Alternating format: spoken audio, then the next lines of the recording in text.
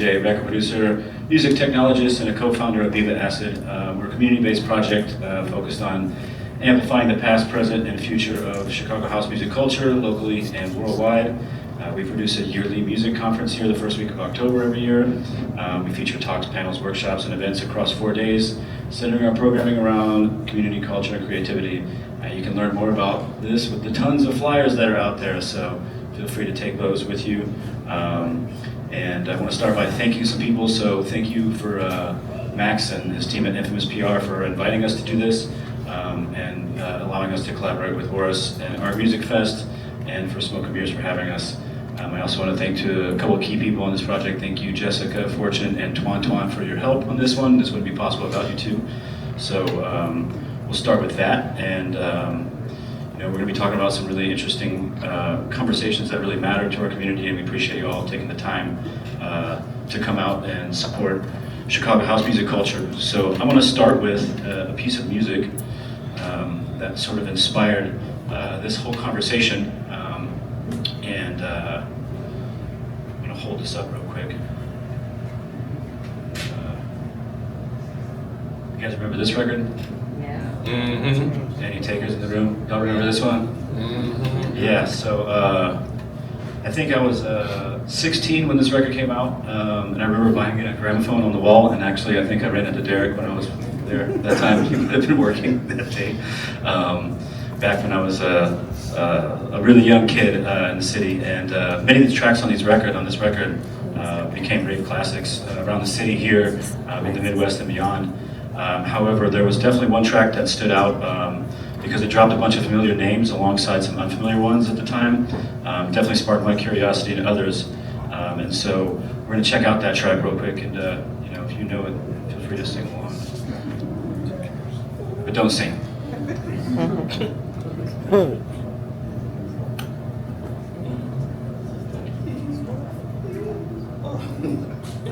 That one. Yeah. So here it is.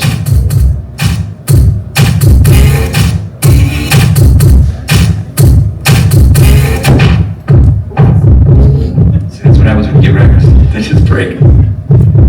Fall Johnson, DJ Fun, DJ Steve, DJ Rush, Wax Master, Hyper Ranton, John and Gerald, Brian Wilson, George Clinton, Ryan Lewis, Ashley Bino, Leon Lindstrom, Kenny Dolan, DJ Raul, Louis Maynard, Alexi, Dr. Gray's in the house, yeah.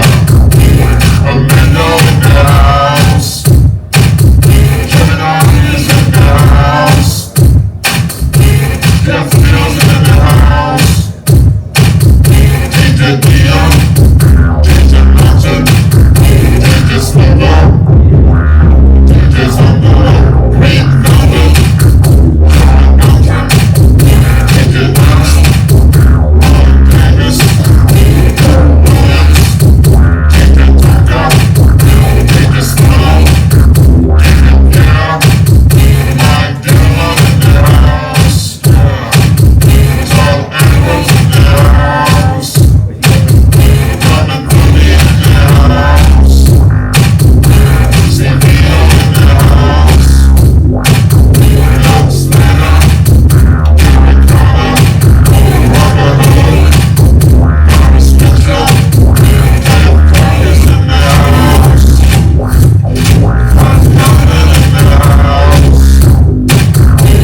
Emil in the house, Sir John is in the house, yeah.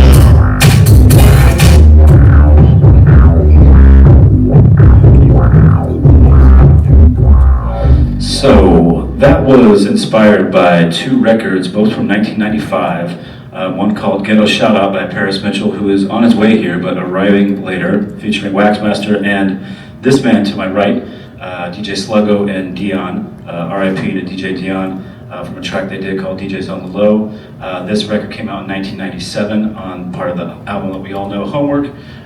This track name checks 43 people, DJs and producers that were influeed Thomas and Guy Manuel, and 24 of these names come from Chicago. 13 of them are directly related to the Dance Mania label, and many times these folks go uncredited in the mainstream. However, today we've got 3 of them right here. So let's give it a round of applause for them.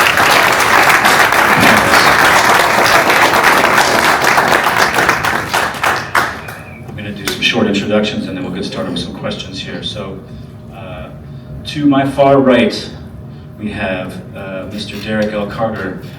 He is a key figure in the second wave of Chicago's house music movement in the 1990s. He's known for his innovative music productions and unmatched exceptional technical skills as a DJ, co-founder of labels Blue Cucaracha and Classic Music Company.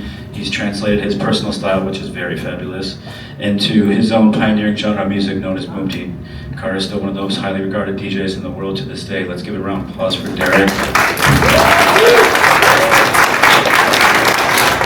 Just to his left, we have the one and only DJ Pierre.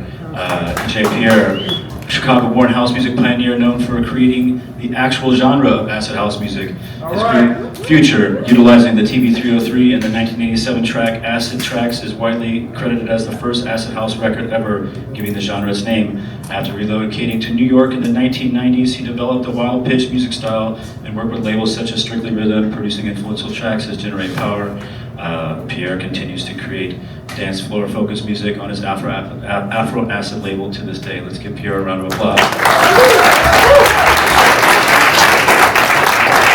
And to his left, we have Mr. DJ Slugo, dubbed the ghetto father of the American dance floor. Thomas Kendricks, better known as DJ Slugo, is one of the founding fathers of the style of music known as ghetto house. He's released over 500 plus tracks, including one of the tracks that inspired Daft Punk's Teachers. Kendrick's sound connects Chicago's community through raw, authentic expression. Let's give Slugo a round of applause.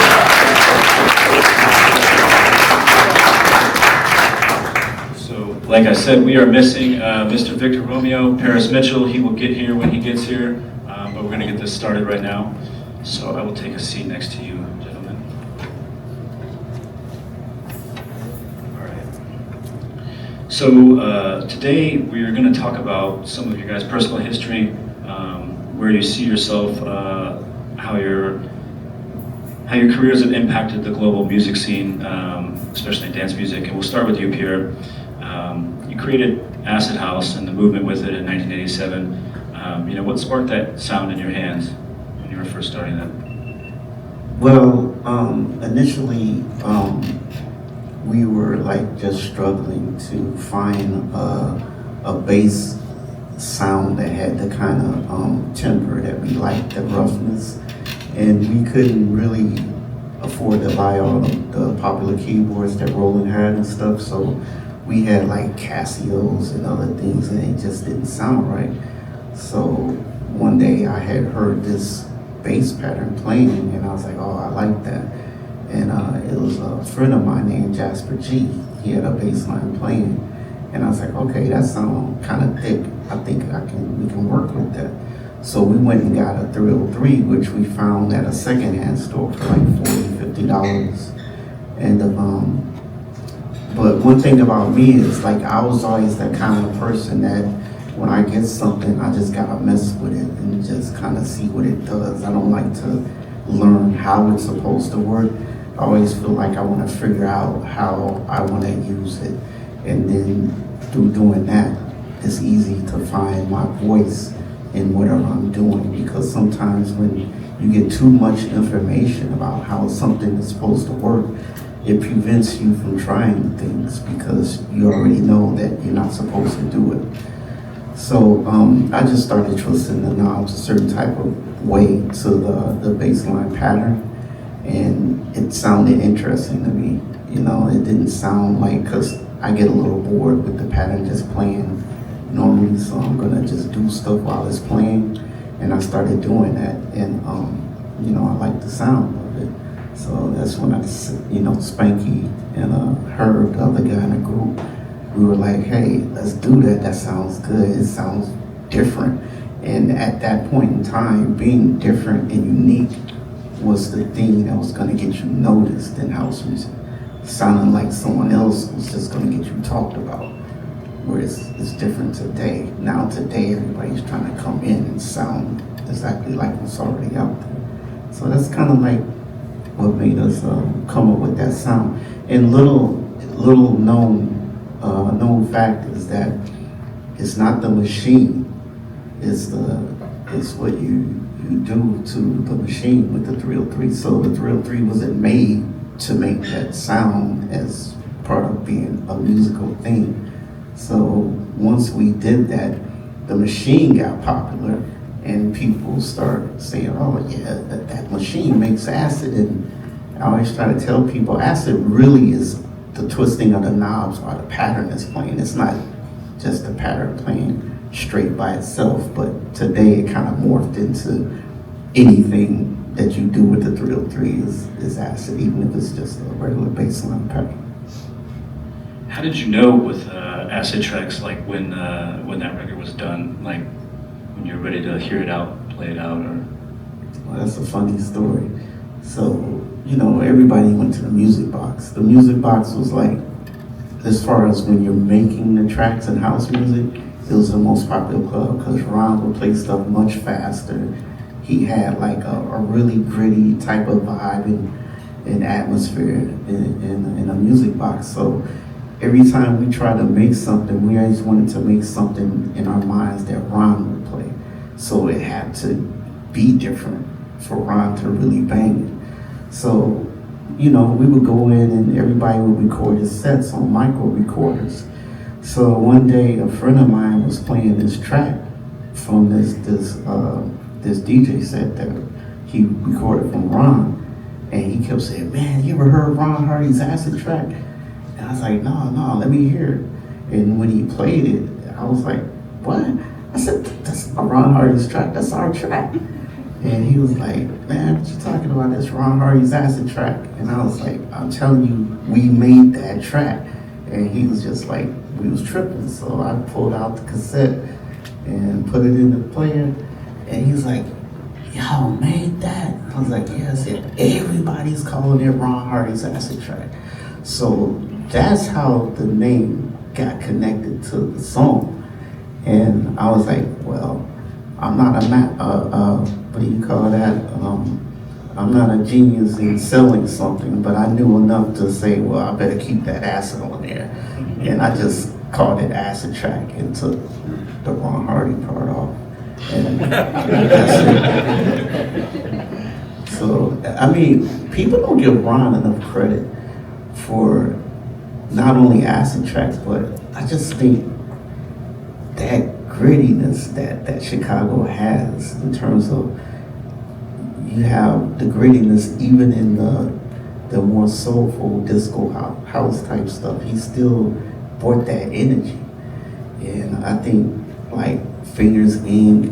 and Marshall Jefferson, he broke a lot of people, in the more underground, unrefined house music. In fact, I would give him a lot of credit for breaking house music in terms of just the new stuff, not the stuff that's connected to disco and like the Warehouse, because he was a big champion of stuff like that. If it was different, he would play it. He didn't feel like he had to stay within certain boundaries.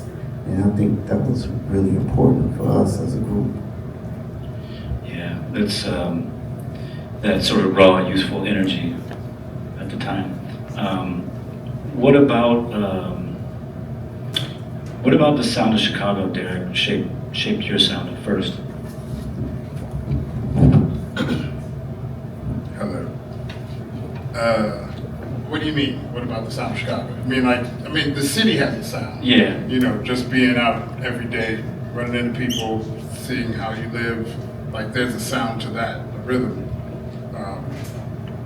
I grew up out west, Broadview, Maywood. So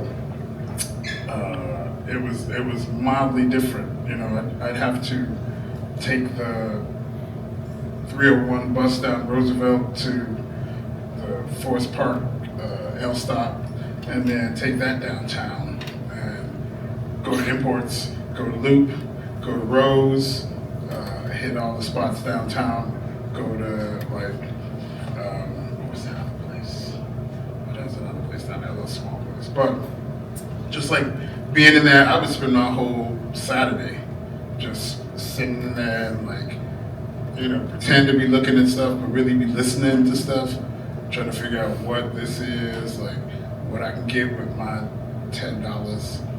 Like, but records with $3.99, so I can get two. And it imports, if you bought two of the same, you got 50 cents off the second copy. So I would just be like, yo, my little, whatever I had left over from my lunch money and my super transfer, I would work to get down there and back. Was like my, you know, that was my salvation. I came in there, they were like gold coins to me. I'm like trying to figure out the best use of this, and I bought some stickers. Like there were some things I bought that I took home and was like, man, that was terrible. Like, for real. Like just, I'm not gonna say no names, but that was some garbage. I had a hot garbage crate. But I think the sound of the city for me was like some of the people who I was kind of in proximity to, other DJs who were out west. We had like Terry Mack, Mike Brown, Brian Reeves, Rahan is from out west, a couple of the cats, you know, Lee Farmer, who grew up around the corner. And so it was all this like, sort of slightly different on the west side than it was on the south side. West side was a little, I don't want to say spicy, but it was like a little bit faster, a little bit more like tricks, I guess is a little thing too. You know, they used to do had like little DJ tricks and stuff, and double beats, and you know that was a big thing. And for me, that it kind of kept me interested. You know, it was enough for my like teenage mind to sort of attach itself to. And then my dad, we had an old ass console stereo with the, you know, the built-in turntable to drop. Right, and right. The receiver was here with the big knob, and you close it all up and it's furniture. Right. My dad, when it stopped working, my dad was crafty. He's like, and I'm like, what you doing? He's like, help me take this out to the garage. So we took it out to the garage. And then he pulled out a chainsaw and went at it and like cut the speakers off, and then built the back for the speaker grate. So I had these like sort of Moorish kind of like stained glass window panel looking fronts, and then like plywood backs on these speakers. But these speakers, I got props for them speakers for about 2 years until I blew them. But for real, those speakers lived. They got me a lot of work, and I ended up doing, you know, all my high school parties and like freshman dance, homecoming, junior, senior proms, all that sort of stuff. So parties at the Maywood Rec Center, like these kinds of things. So like I got to just sort of immerse myself in being as much as you can be a working DJ at 13 or whatever. But then I knew like 20 other 13-year-old DJs. You know, like I knew there was kids on my block. It was like, okay, so where I live was just one block north of Roosevelt, and then there's like my block and the next block, and then one street over.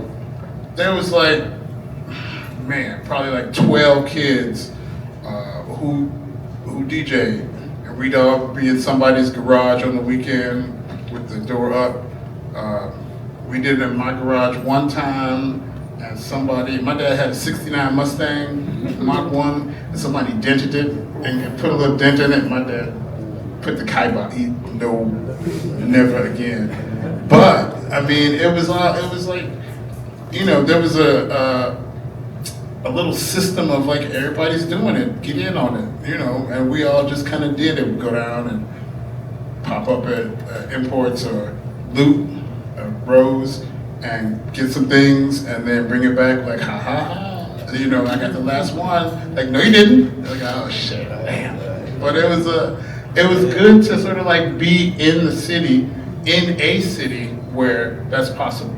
You know, we had BMX, we had GCI. You know, they was even doing mixes on GPC for a minute. All the college stations. Actually, Disco DAI. Yeah. You know, it was a lot of that kind of music on the radio, and it was like, you know, the hot lunch mix, the after work mix, Friday night Ain't No Jive, Chicago Dance Party, Saturday night, you know, Friday Night Live, and then Saturday night for like 9 hours, you know, like all night from 9 o'clock until 5 in the morning, like club hours. And I used to hook up a VCR to the radio, and I could record on slow, on like long play on a VHS tape, and I would get everybody's set. I mean, I would be more partial to certain ones, but I just recorded everything, and just having that kind of exposure and availability where you were just swimming in it. You know, it was everywhere. Kids were, hey. Kids were just doing it. They were just out, and it was part of like almost kind of like a rite of passage at a certain point in the 80s for kids. This is what we did, you know. Man, I remember crying when BMX went off the air. You know, like, oh, they turned it into a what? And I was working at imports at the time. I had finally, you know, secured my employment, and people came in, like, it was like Kennedy got shot or something. Like the way that the mood of the room was like, you know, they just ended it. Like, oh man. And it felt like, you know, things are changing. It's gonna be, what are we gonna do? How are we gonna live without this music and all that? And, you know, it just goes to show that it was such a huge part of what was happening and what was going on in the city, and how everybody was a part of it to a degree that it was like a lifeline for all the different scenes. You know, new wave kids coming in from the south side, and like the north side kids, and we had like, you know, all the gay club DJs and everybody, but this is all when you could, like, clubs bought records. DJs didn't really buy records.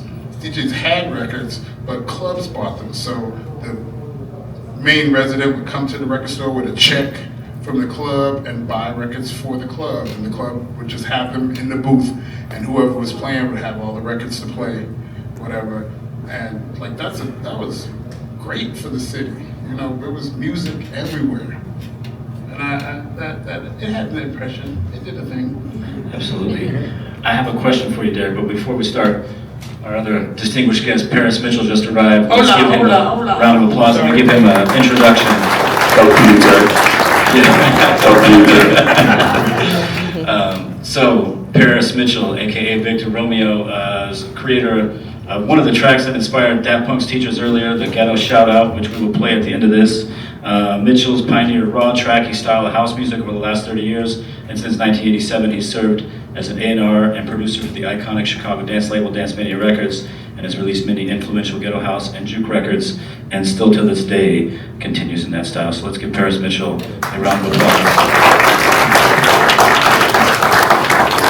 So Derrick, I wanted to ask something about there, because I think this is a good explanation that maybe some people could get some benefit from here. When you said you buy 2 records at imports, you're talking about tricks and people playing on the west side like that. Doubles. What was the point of buying 2 records? Let people know what that was all about. Doubles. So, like, all right, so if you have 2 copies, you have one, and you can like put one like a little half beat behind, 2 beats behind, and double up the vocals, or, you know, get them together and get them just right so they kind of flange and phase when it's playing. It goes. That's like the mixer does that now. Yeah, the mixer, like, everything is automatic now, but we used to have to do that manually. Yeah. And you can sit there, be sprinting on. And then, like, you know, it might be a bonus beat or acapella or something, and you didn't want to just, like, you couldn't get out of it to get back into it. You made it all one, made it your own, you know, as it was playing. So mix the dub with the bonus beat, with the acapella, with the regular version, you know, chop it up. But it was all like, it was quick mixing a lot. So you only had like 32 beats or 64 beats to get in and out. So, play the bonus beat, you get a little more time. Do the acapella, you like stop, throw the vocal out, and then you come in with something else underneath. So it just gave you a bit some more options, particularly if the record had additional versions or additional options on the record to be able to use and play with. Use the acapella to drop the beat, because you play it with the record. Yeah, you play the record, the acapella over the record, Over the record. and then when it's like, come to the part, you claim to be my Right. man. Right. See me? Right. You just do it just right. Do you feel that was a real Chicago thing? Like, did you see many DJs outside of the city doing stuff like that? I was 15. And then you got ended 10 o'clock bedtime. Right, getting in the I club. had to go to sleep. Sneaking. I snuck out. I didn't get nowhere. That shit was caught. So speaking of like localized sounds and influence, Slugo, the raw tracks that you're working on, the foundation of ghetto house music, what neighborhood stories drove your earliest records? How did that influence what you do, where you came from? I would say, it's gonna sound crazy, but the gangs in our neighborhood, the language that they had, things that they said, like the repetitive things that we would say in the neighborhood, we put beats behind it and turned it into songs. That's what made it so familiar, because we in the neighborhood, people are saying certain things in the neighborhood, and we were like, just turn that into. I do it to this day. I hear somebody say something, be like, damn, that's a hook. They don't know they just gave me a record. I don't really say shit to them. I be like, yeah. But say that shit again. Like, yeah. So just actually listening to Pierre and these guys, like I wouldn't have thought, because he mentioned 87. I think I was graduating from high school in 87. You know what I'm saying? So 83, I was graduating from grammar school. So to be able to sit next to people who, I used to record like he was recording. I remember when I first got a hold to a Moran's deck. My cousin had 2 of them, and I begged and pleaded with him, like, please, cuz I need to record these mixes. He's actually the cousin that taught me how to DJ. But I was telling Father this not too long ago. It's like, he was like, it's a king talking to another king, and I was like, nah, bro. It's a little different talking to you, because I used to listen to him on the radio and be like, but I'm competitive. Like, I grew up playing sports, so I would listen to them and say, I'm on his ass. I'll be in my room saying, as soon as I get the opportunity, I'm gonna fuck him up. You know what I'm saying? And then I see them and be like, but it's just being on the stages with them and sitting next to them. You all gotta always humble yourself with the people that came before you. So, when I hear their records, like when I heard that 303 and that acid shit, it was like, damn, like, I remember, may rest in peace, Funk had a 303. And when me and Dion came over to the crib, I was like, damn, you got one of them motherfuckers? He was like, yeah, and you and Dion finna sign this motherfucker. So I'm like, all right, cool, we signed it. I think I recorded it and put it up on YouTube. Like, cause it was just, I'm one of those people, I always got a camera in my hand, and people be tripping on that sometimes. They be like, man, this ain't no fucking recording moment. Lies, cause you gotta understand, some of those things, if you don't record them, that moment's never happening again. So, just the neighborhood, me growing up in the neighborhood, being around nothing but gang members my whole childhood, you know what I'm saying, and listening to them and some of the stuff they saying, that really inspired me. That's what made us kind of break off from house music, because we grew up playing like the Devils. Like when I first, was able to purchase 2 records at a time, I was like, man, I'm really doing it. I mean, because it's like, the tricks that he talking about, my cousin who used to teach me, like when I first learned how to DJ, my cousin was harsh, like he was brutal to me. Like he would make me sit and blend a record, the entire record. That's how and if it pitched off, start over. I used to be looking like, I don't want to do this shit, because this is, I used to get irritated, like this is bullshit. Like, but what I will say, like he said in high school, my freshman year in high school, they fucked up and let me do a party and paid me. This is what I'm telling you, this is what took it off for me. I'm more of a counting the numbers, money, and the projects. $300.87 was you was holding. You know what I'm saying? Like, motherfuckers got it fucked up. Like, they gave me a check and I couldn't cash it. And I had to give the sad part is my mom had to cash it. Yeah, you already know. I didn't get the whole 300, but it inspired me to say, wait a minute, people will pay you to do this stuff, and it sent me to a whole other platform. Like, okay, as soon as I get the opportunity and learn, and then it made me appreciate my value as well, because I started looking at people like, I'm not doing that shit for free. Why would I do it for free for you? And he gave me 300. Like, you give me 250. Give me 200. Give me 200. I do your. And then in the projects, we would have dollar parties. Like, and then the people people would pay their rent from the parties. We split the rent part. We split the dough. It's like, all right, we're gonna make 300. We used to pay people to buy a cup. Yeah. Come in, $5 for a cup. You know the sad part about the radio stations going down and the stores going down, it kind of really it messed Chicago up, like especially with people claiming our style, not acknowledging us for the things that we created. Like he said, people almost cried. I cried. Like it was one of those no more because I always looked at it like, why would they take the radio station down before I got a fucking chance to play on it? You know what I'm saying? So when those stations went down, may rest in peace. Pink House, me and Pink House grew up in the same neighborhood. So he's always said, when you get it together and you get your shit together, I'm gonna let you play on KKC. And then he died. So it was like, this shit, it's just not my fucking time now. You know what I'm saying? So everything has its time and place, but Chicago, when I be going out of town and out of these other countries, I be telling people, I don't know what people done told you. And I don't know what story you done heard or how you looked at the documentary or whatever, but we the fucking Mecca. Don't get it twisted. All of the people they mentioned on that record, all fucking dogs. You know what I'm saying? Like we was not fucking around back then. So these guys inspired us because I'm competitive. I hear something he done and be like, yeah, I'm on Pierre. I'm on Pierre. And I'm gonna chop his shit up. I'm gonna call him later. Chop his shit up, be like, hey, listen what I did to your shit. You know what I'm saying? You should let me put this out. Of course he probably not hell. And you know what's funny? We would be like, yo, go ahead. We used to be kind of cool like that. Well, back in the Dance Mania days, this is the reason Dance Mania, and Parris probably can contest to this.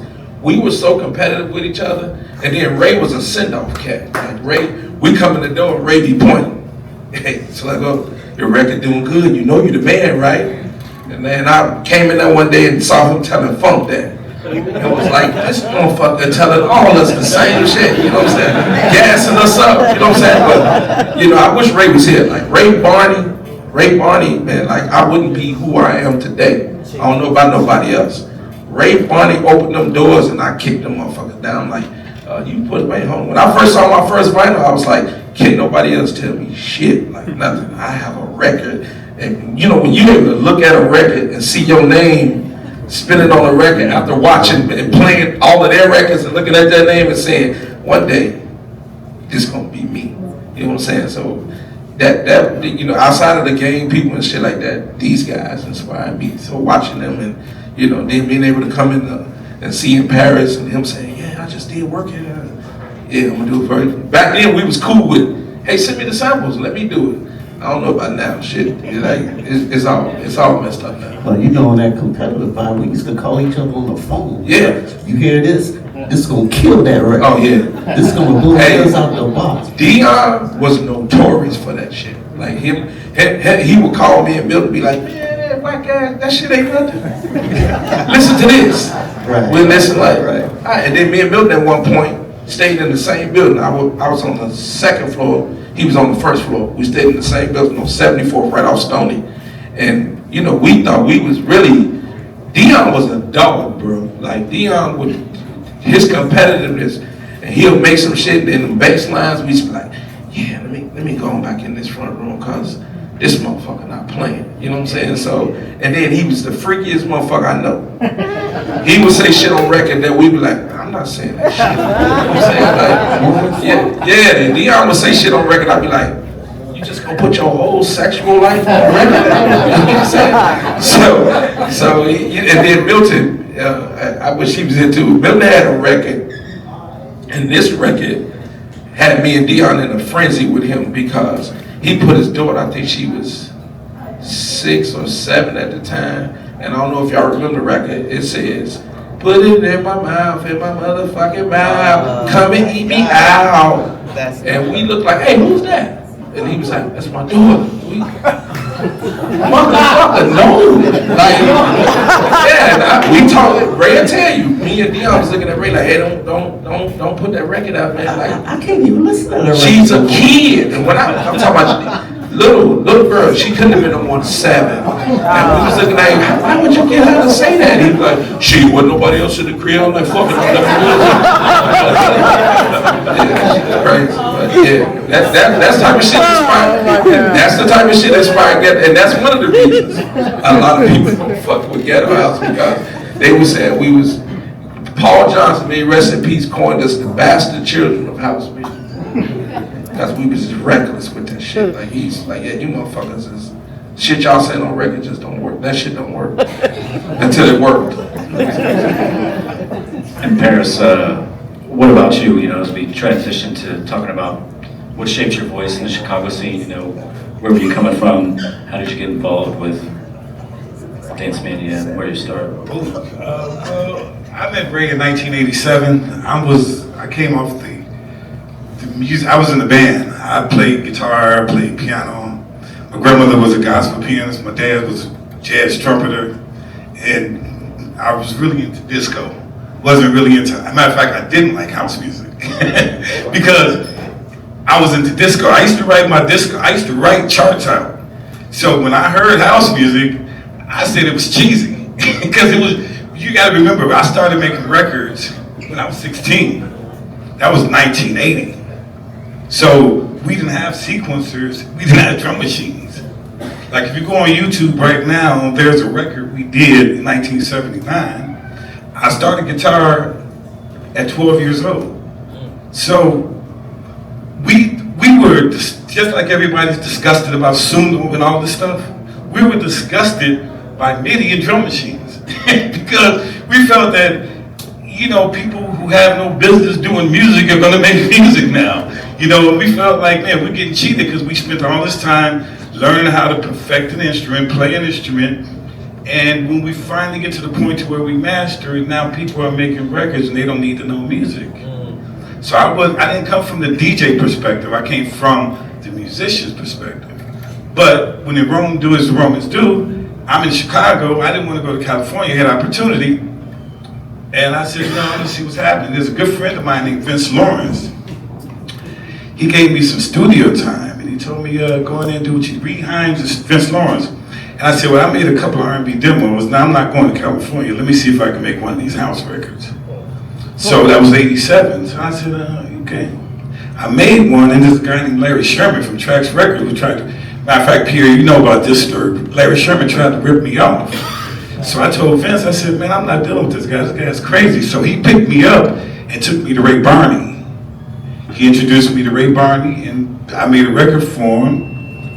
And we got regular rotation without promotion and without any advertising, no marketing. We got regular rotation in Detroit and Washington. Then he came back and said, give me another cut. And we did. That's how we formed our relationship. You know, for me. And I that was You Can't Fight My Love, 1987. Matter of fact, I used to see you over at RSO. Was it RSO? Yeah. Back in 87. Yep. Because they were trying to get me to do something. So I met Vince Lawrence in 83. I met Joe Smooth in 83. I met Pierre in probably by 87, 88.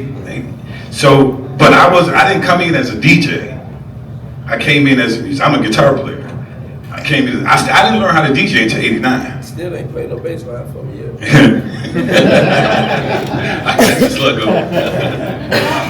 But yeah, no, I didn't come in as a musician. I didn't come into the house genre, falling in love with the genre. Cause I was a disco. I love disco. And it was reminiscent of disco. So I took my abilities and everything I learned from being a musician and applied it to house music until Ray told me one day, stop doing the records with all that production to it, man. Why don't you do something stripped down? Then I said, okay. So that's when DJ Funk walked through the door. He was really the first guy I met that was doing the real hardcore ghetto stuff, and I was working at Barney's. And we used to sit up and talk. I was working at Barney's. We sit up and talk for hours. And Ray said, yeah, do some ghetto stuff. He didn't have a name at the time. Ray said, do some ghetto stuff. It was Booty House. And DJ Funk was the first person coming through the door with the Booty House. And what was it like once Funk came through the door? Like, how did that shape Dance Mania? It took it crazy. Like, after Funk knocked down the door, then I started seeing Dion, and Dion brought in Slugo, Milton with him, you know what I'm saying? But Ray was really chasing Dion. Like, he chased Dion for months. Like, Dion was so sought after, it was ridiculous. And like, to this day, I'm helping his daughter with his estate. To this day, people are just going bananas over Dion's form of ghetto house and DJ Funk. You know, so those two guys, when they walked through the door, it took the label to another direction. Now, when I came in on the musical side. I came in with Marshall Jefferson and Byron Stingley. And, you know, I kind of fit into both. But they were a couple of years before me. So I was kind of like, you know, on the cusp of that and then going in between that. So, yeah. So I changed my name because Victor Romeo wasn't going to work on the ghetto stuff at all. And that's not my real name. So, yeah, I changed my name and I started making records under Parris Mitchell. Wait. You Victor Romeo? That's why I said Mitchell in 87, dude, yeah. A lot of people still don't know that. Everyone gets a little dose of learning. I met Pierre in 87 too, and then we was having a conversation. He's like, man, where'd you come from? And I sent him a flyer. I'm like, we was on this flyer together in Aragon in 1988, whatever. He's like, man, I didn't know you. Like, you did. We was both on SRO. We knew the doc and Stan. He's like, what? I'm like, yeah, I saw the imports. Imports? Like, everything is like a, what? Like, yeah, I wasn't there. It was a song, yo. But yeah, it's good to finally meet you because I had some of your. We met before. And you forgot. We met before. Because I came to Ray because I was doing a Lost Records. The blue one. Yeah. That I came through and we went to the place over, what is it like, was it Roosevelt? Right off Roosevelt? Yeah, and we walked in, I'm like, this ain't a record store, this is like vitamins and whatever else was in this place. And I was like, oh, alright. And we went upstairs and had a... Oh, you came in after 94 then? No. I was looking at imports. So this was like 80, it had to be like 88 or 89. Because look, if you went upstairs, was it a record store downstairs on the first floor? You had to come in, that's on Holman and Ogden. So the record shop moved from Holman and Ogden in the summer of 94. And that's when I stopped working at record shop. I mean, I'm under the Pierre. Yeah, the warehouse. No, I do remember upstairs. I do remember that. Yeah, Holman and Ogden. Because I came in with the backer who was from Barrington, and he drove a Corvette. He's like, "Do you think it's safe?" I'm like, "No, I don't think it's safe. Do you want to do this or not, though?" He's like, "All right, let's go." And so we went in, and Ray, come on, Ray. Ray Barney. Come on, Ray Barney. Ray Barney. Yeah. I feel like he was highly influential and instrumental in a lot of people's sort of development that people don't know. He was a string puller extraordinaire. He would get right behind you. You know, Ray Barney's father started that company in 1958, and during the riots, his cousin Danny Davis, do you know Danny K. Davis? Alderman. Congressman. Oh, sorry. Danny K. Davis. Danny K. Yeah, Congressman. So his cousin is Danny K. Davis. So during the riots, Mr. Barney had to protect the shop with a shotgun. But back then, with what they call Cadillac Records, but Chess Records and all the blues guys, he had what was the guy's name? Johnny Taylor signed. Mr. Barney. Yeah, so Ray Barney has deep roots, not just in house music. Disco Lady Johnny? Like when I used to go there, I met J.D. Fox there. I met everybody, and Ray would play the dozens with them like they were friends. Like he had a really established business in all genres. Matter of fact, Ray had me do one of the first rap records that came out of Chicago. Like Ray was just like all around, and he was able to help everybody. Yeah, Mr. Barney really set that business up for him. Yeah, Mr. Willie Barney. So shifting gears here a little bit, just to like how this grew from your guys' stories into a global recognized genre house music. This one's for you, Derrick. I know as a prominent DJ that's been touring nonstop for decades. What moments when you've been on the road that really reminded you of Chicago's global impact, like where you can really attest to that? It's difficult because you never know what's going to happen or where you're going to be, and I'll be somewhere. Like I do remember one time, which is very strange. I was in like Perth, Australia, and I was going to get some food. I was walking down the street, and somebody was like, "Derrick Carter, what? Like you know who I am in Perth, Australia? This is like literally one of the most like remote, far away places I could be."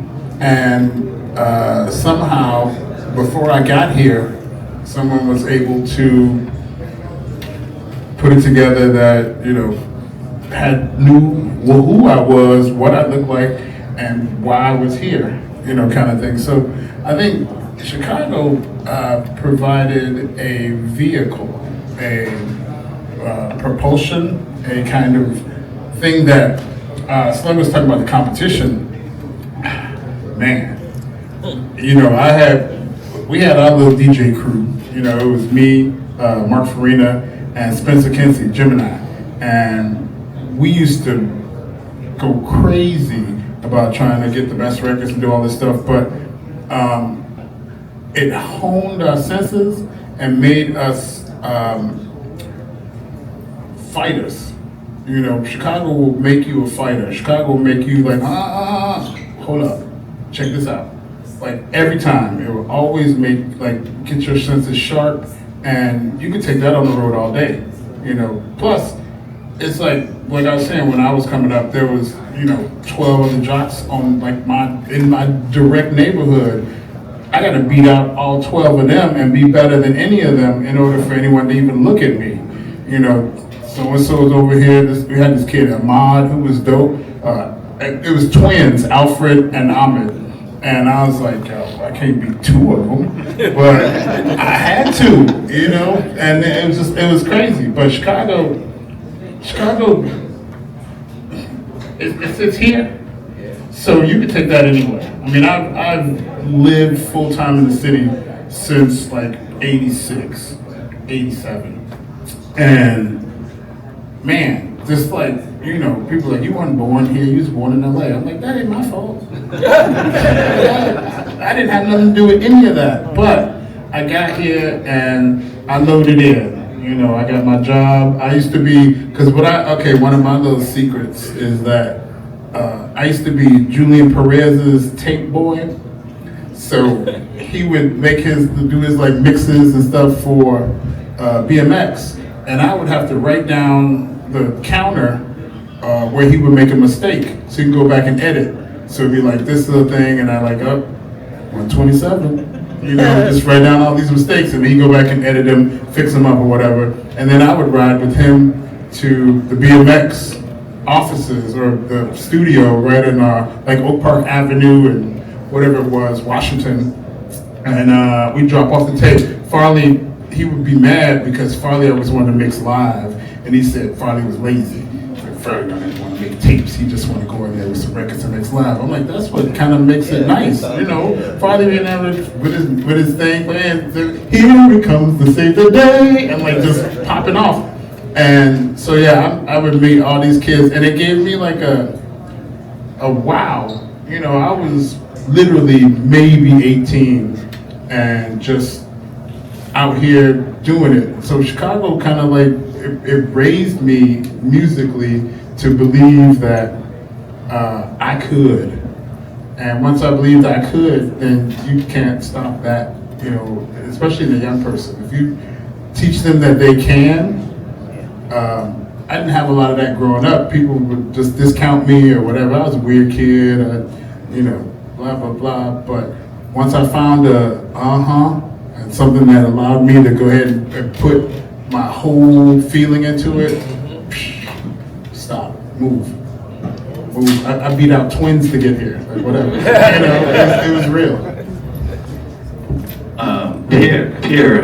Well, let me say something real quick. What he was saying. You know, to this day, I still cannot do pre-recorded mixes. Like I can do it, but It's weird. it's like, facing the wall. where's my motivation? I'm like, I need something. You know, what these people want to hear. You know, it's like I don't know what I'm doing. Right. I literally have to be like, okay, I like this song, and I'm sitting there like thinking, yeah, I'm gonna play this track, I'm gonna play that one, but I just. Exactly. So you know, I just need to be live. I'm an in the moment person. My emotions make me do what I do. Country. And Pierre, like you were talking about earlier, when you heard someone playing that mix from Ron, and they were saying, you know, it's his acid track, and you hear, you know, the sound of acid house take off over time, and you hear it everywhere. You know, what's it like knowing that people don't always know it's you, or that maybe, you know, you were kind of a pioneer of this sound? Like, what's that like when that pops up? Is that something that you run into often?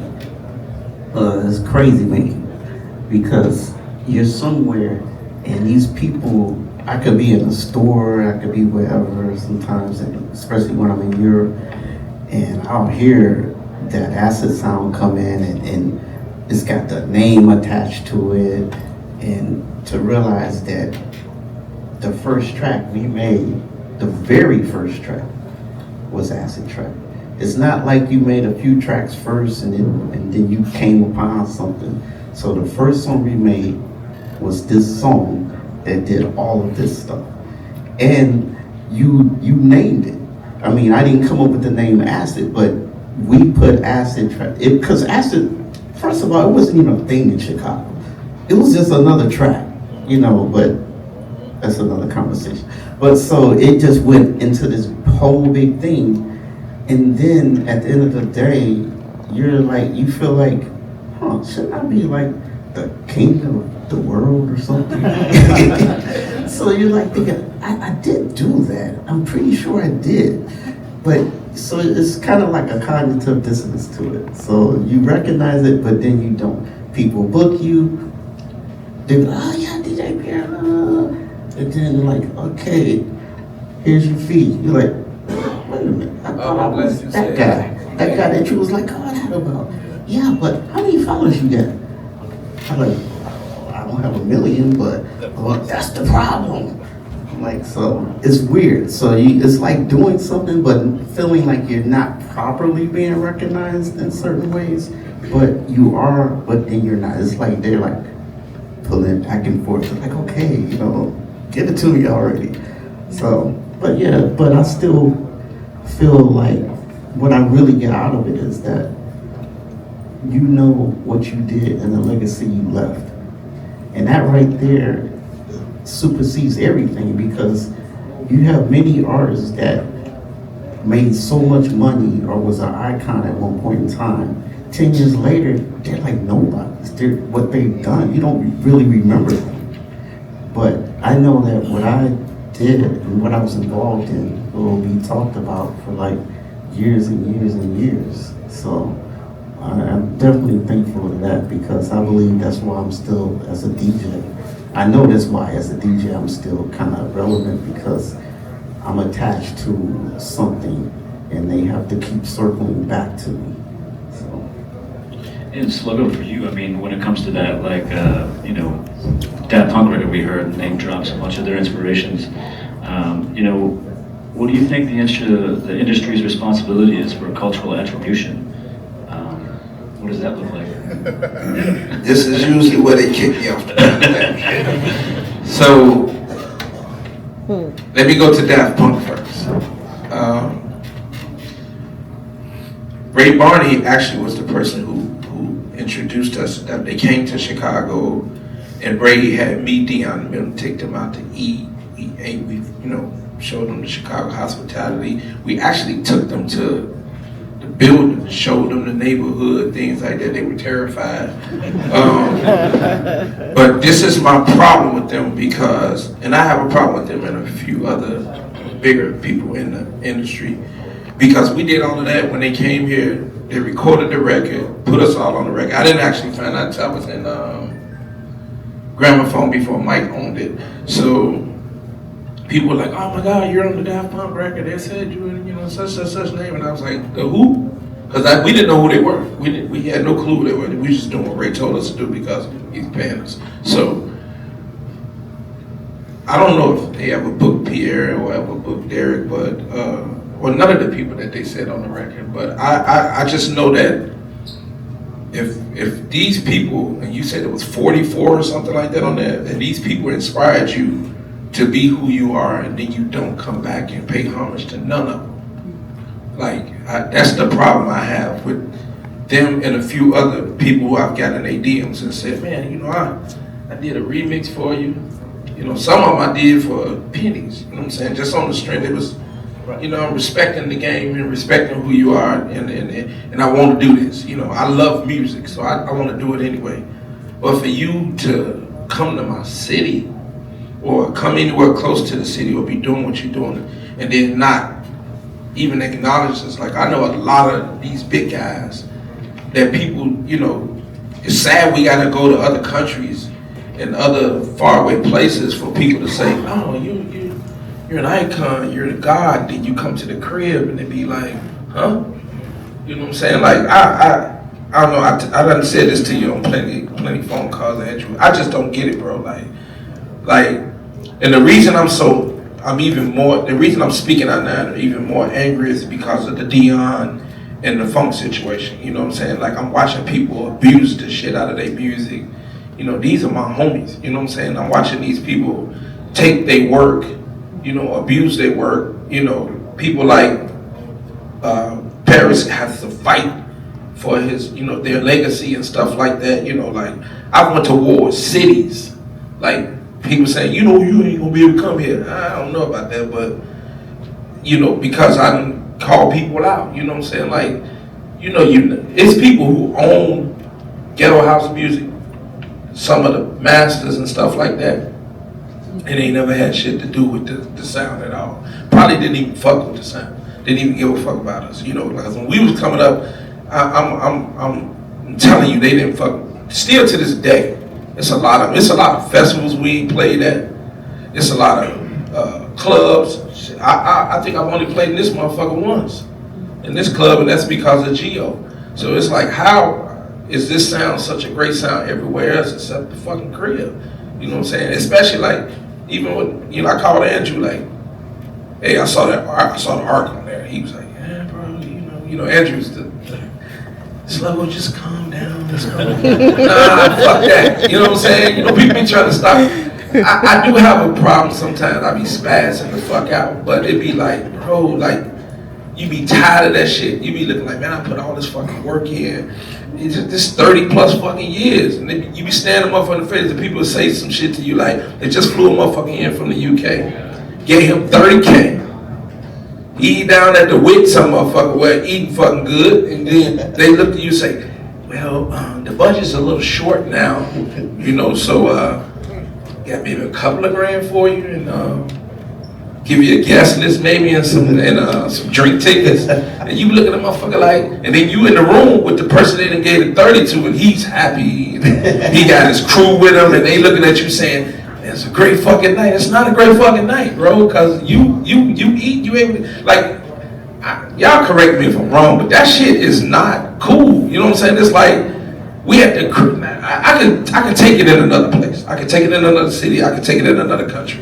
But at the crib, bro, like, not at the crib, you know what I'm saying? So that's why I frown on a lot of when the club owners and shit be calling me, it's like, they hit you with this on the phone. And they know I'm telling the fucking truth. You're a legend. You're an icon. we would love to have you play here, but we got like $500. And you be saying, wait a minute, did you just say with that same mouth that I was an icon, a legend? It's good to see you're still relevant. That's what And then you tell a motherfucker, man, 500, like, man, I'm gonna go in the shoe store and be fucked up after that. Like, come on, bro. Like, it just don't make logical sense, man. I just be looking at that shit like, come on, man. Like, think of like, when I saw that they had to do the GoFundMe for fun, that pissed me the fuck off. Yeah. That pissed me off. I'm not sugarcoating that shit no more. 2026, they ass getting it. I don't give, kick me, blackball me. I don't give a fuck. You already did it, so ain't much more you can do to me. But these motherfuckers is vultures. They would take the culture, run with people. Always say, yeah, we gotta do it for the culture. Fuck that. You're not even part of the culture. You're not a part of what the fuck we doing. You wasn't in them buildings with us. You wasn't at these parties. You wasn't getting shot at. We was getting shot at for parties.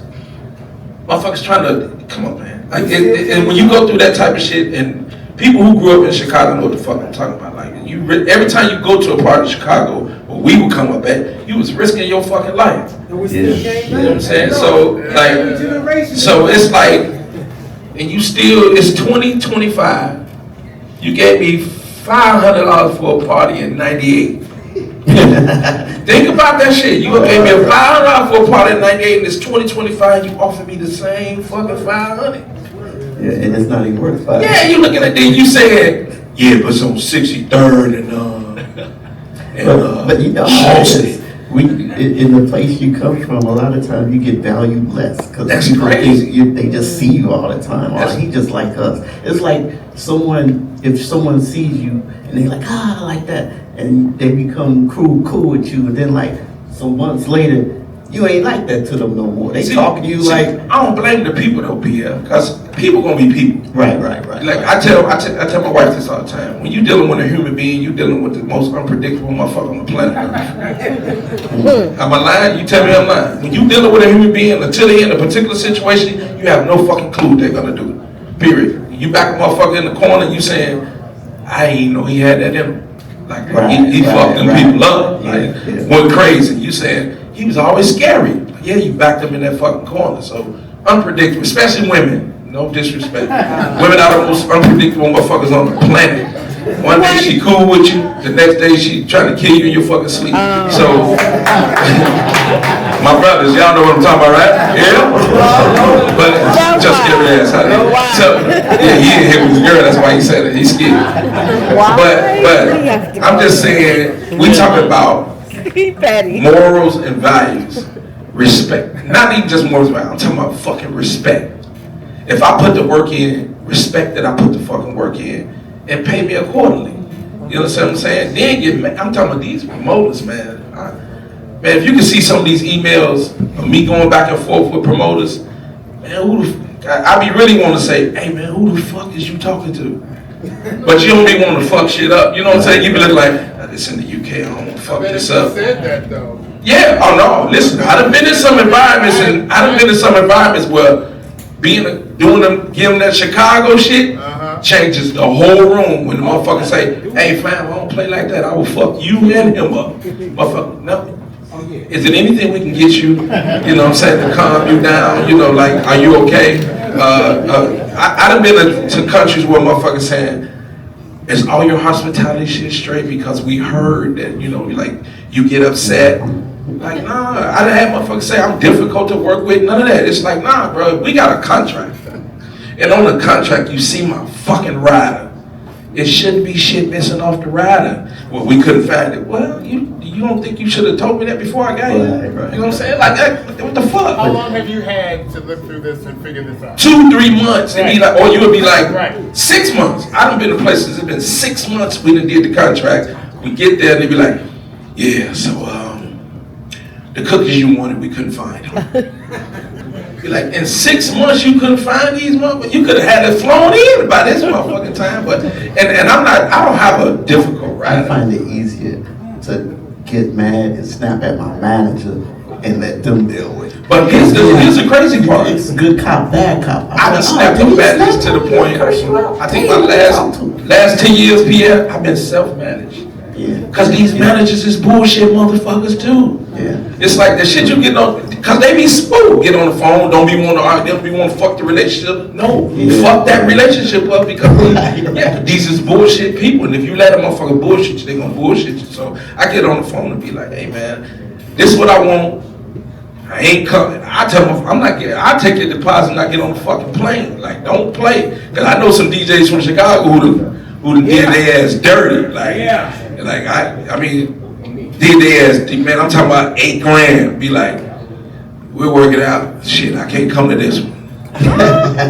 Yeah, I've never done that. Like, I've never missed a party. God wouldn't. I've never missed a party. Wait, Larry Sherman though, I did that to him. Not about a gig. He deserved it. He didn't pay me no royalties for a bunch of records. He deserved it. So I told Fuck him that, don't sugarcoat it. I said, I'm gonna do an album for you for 10 grand. So he gave me the money, and I'm like, I'm moving to New York. Yeah, he gave you the touch. No, because BMX, to touch upon BMX, you said how sad that made you. It made me leave. Yeah. I was like, I gotta go. Here's Because Chicago is falling down. I gotta go to New York. Well, I blame some of y'all. I don't know about you, Pierre, but I blame some of you old school cats. As we was coming in the game, and y'all knew that these people was playing fucking games and playing with motherfuckers' lives and they lively work, y'all didn't tell us. We had to find this shit out on our own. What motherfuckers saying? Yeah, you know.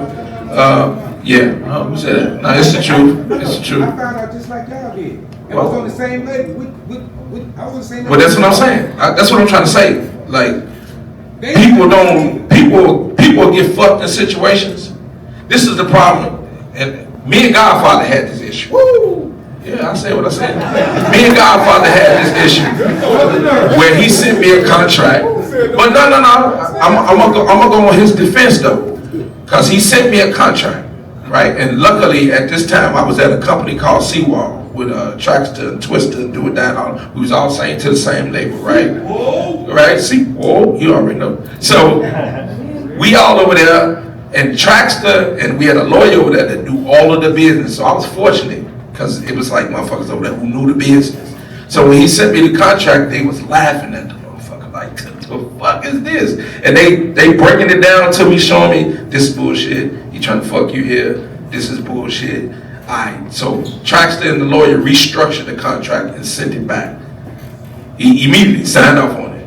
I was like, damn, that easy. But they gave me a warning and said, you need to warn all your homies that's finna do any business over there to not sign that paperwork when they get it. And I did just that. Clent could contest to that. But they was young, and this is the thing that they did to people like Clent and everybody else that came up with it. They was young, and they ain't had this. Quick money. Yeah, when a motherfucker say to you, I'm gonna give you 2,500, and you fucked up. Now he ain't telling you finna sign over the rights to the record. He just said 2,500 up front, then we're gonna do 50-50 split. And you never see the 50-50 split. Like, you gotta chase a motherfucker for your royalties, all that goofy ass shit. They gotta start exposing that type of shit. So when I started exposing it, I started being the problem dude. Like, he a problem. He telling, you know what I'm saying? Like, I'm basically snitching. But no, I'm not. I just don't want my homie to get fucked up with. Me and Dion had a big issue with the situation, because it got to the point where me and Godfather they was saying no fly zone. Y'all can't come to Chicago, I can't come to Detroit. It got that serious to the point where, and then when we get down to the bottom of it, he straightened me out, and I'm gonna speak on this on his behalf. He said, when I gave you that contract, I told you the same thing I told them. It's in my favor. It's up to you and whoever you go get to look over the contract to put it back in your favor. That's on you. He said, I told all of them the same thing. And he said, and in the business, anybody who doing business should know this, should know that if it's a contract and you're not comfortable with the contract, you should do everything you can to put it back in your favor. And then he gonna either sign it or not sign it. So anybody that did business with me, I did straight up business. It ain't my fault that they didn't go and do business the way business is supposed to be done. So what are you mad at me for? Me and you did straight up business. He telling me this in Detroit, 2009 at DIF. That's when the the festival was definitely, and it was Detroit Electronic Music Festival. And he walked me up the street and explained that shit to me. We've been good ever since. I've been like, yeah, you're 100% right. Anybody who did business with you and it didn't go the right way, that's on them. And he owns a lot of the Ghetto House Masters. I'll tell you, my first rule in this business is you don't get what you're worth, you get what you negotiate. Yeah, there it is. That's number one. Ain't nobody gonna give you what you want, but if you hammer it out and you both can come to terms on it, all right, I don't get what I'm worth, but I get what I'm negotiating. So, and mostly you get what you negotiate if they bother to pay you and do all the right stuff, but that's your baseline. Like, don't get what you're worth, you get what you negotiate. Every dollar and a good dollar is my other one, and insecurities are expensive. So Say that again. put that somewhere. Insecurities are expensive. Man. So, I mean, it's just it's a weird kind of like, people forget that it's the music business or whatever, but it's still like real people involved in it. Like people whose lives depend on it, people whose livelihoods depend on it, people who are trying to like raise their kids off of it or like pay their bills or whatever. And they just out here like blah, blah, blah, we'll make a track. And then they just, don't really give it the gravity that they should have. But that happens with youth. After you get a little older and seen some things and kind of like able to reconcile some of those sort of missing links and why I didn't and when I didn't and who I didn't, you learn quick. My mama met Larry Sherman and she said nope. We went down on whatever that was, like 33rd place in Halstead, and man, saw them like knocking the center out of records and throwing them in a box. And my mom was like, don't bring me down to this motherfucker. You don't talk about shit. You don't know nobody. And wouldn't let me sign with him. Good job. I mean, but I was 16, I depended on my mother. So she's the one, yes, that brought it back and tried to make sure that I wasn't just out here with my ass out and knowing nothing but a dream I wanted to have. And who protects your dream for you? You need somebody on your side to manage that side of things, which is something I don't think that a lot of people understand. You got a dream and you're excited and you're hungry and you want this and you want this and you want this. You get blinders. You can't see what's on this side. You can't see what's on that side. You just see the thing. And the thing, every dollar ain't a good dollar. It ain't always gonna be in your favor. It ain't always gonna be the thing you really want. It might be a poison pill. It might be something that just don't do right. So definitely, make sure that if you do get in a situation that you have somebody who's watching your neck. We got time for one more question here. Don't use Spotify. And don't use Spotify. No, we use Spotify. I'm trying to get off Spotify right now. Man, I cut my account with them when Joe Rogan started saying nigga, nigga, nigga, and all this shit during the pandemic. I'm like, yo, that's enough for me. And they gave him $100 million. I'm like, and I got 88 cents. I mean, I was hurt. I was so hurt. I was like, yo, y'all, no, take all my music off. People like, well, you got a spot? I'm like, no, I don't have none of that. I took all my music off. I don't even want that money. Whatever little chunk change, whatever now or later money, they gonna No money. Ain't no money. I ain't never on Spotify, and I ain't let you. How do you break anybody? I'm still looking for an answer to this, and maybe one of y'all can help me after the panel. How do you break up a penny? You gotta run it over. I still ain't figured it out yet. So anybody who's good at math can help me out later on. Fractions. He said stream. Fractions. How do you break up a penny? The lowest amount of money on the planet Earth. How do you break that into fours? We gotta get some audience questions in here, guys. We have any questions from the audience here? Over here. Yo, my name is C's. First off, I want to thank a lot of y'all in this room, you guys up front, for being up here and connecting with us. A lot of the people in this room are like big brothers to myself and people my age, so I want to thank y'all, Slugo, Trax, Clent, Andrew, other people like Terry and Mike Dunn, you know. Slugo, I know you mentioned that you wish that the people before you warned you guys about certain things in the music industry. Where you are right now in your career, how do you connect with the younger crowd and kind of warn them? I know we've talked a lot about business and whatnot, but others like, you know, myself, I know Twan is in the room too, that's Viva, and you know, people our age, the next generation. Well, anybody that knows me, that's be around me or anything like that, business is all I talk about. Like, we gonna discuss the business. I even be on the phone sometimes to tell people, I'm a little more harsh with certain shit. People will ask me shit, I'm like, nigga, that's the stupidest shit ever. Like, that's dumb as hell, why would you do that? You know what I'm saying? And then, I done even had discussions with people about business and tell them not to do shit, and they would go and do the exact shit I told them not to do, and then a couple of months later be like, man, you ain't gonna believe. No, I believe it. I believe it, because I told you what. You know what I'm saying? So what I try to do is, anybody that's around me, you know what I'm saying? It's like they got business questions, especially if you're in my circle. I try to give you all the knowledge that I know, especially the people that's fucking over people. I be like, man, if I was you, I wouldn't fuck with them. You know what I'm saying? Now, I ain't gonna really say nothing too harsh about it because, you know, this industry is a weird industry. You gotta be careful what you say and who you say it about. But I'll definitely give you a heads up. Like, you be like, you know, Larry Sherman want to do a record with me. Yeah, you ever notice I never did a record over there? You know what I'm saying? So if you don't get it from that, you know, it's really on you. But I tell all the people that's around, pick up the book. It's education. It's an educational thing. If you don't educate yourself in something that you in, you really don't need to be in it. You know what I'm saying? Like, learn about the music business. You know what I'm saying? And learn about the business side of it. If we do great business, we're gonna always be good friends. You do great business, you will always be good friends. So if you see me and I'm not doing friendly shit with you, probably because you didn't do great business. So that's basically it. We got time for one more question here from the audience. So at first I got a comment.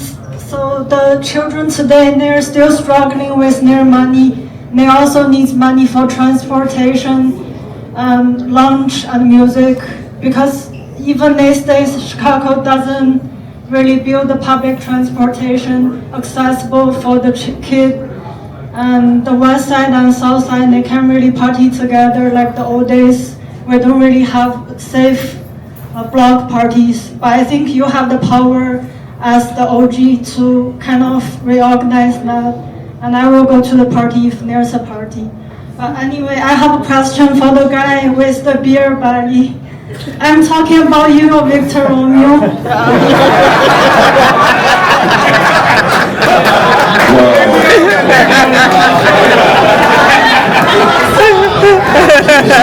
Everybody up here.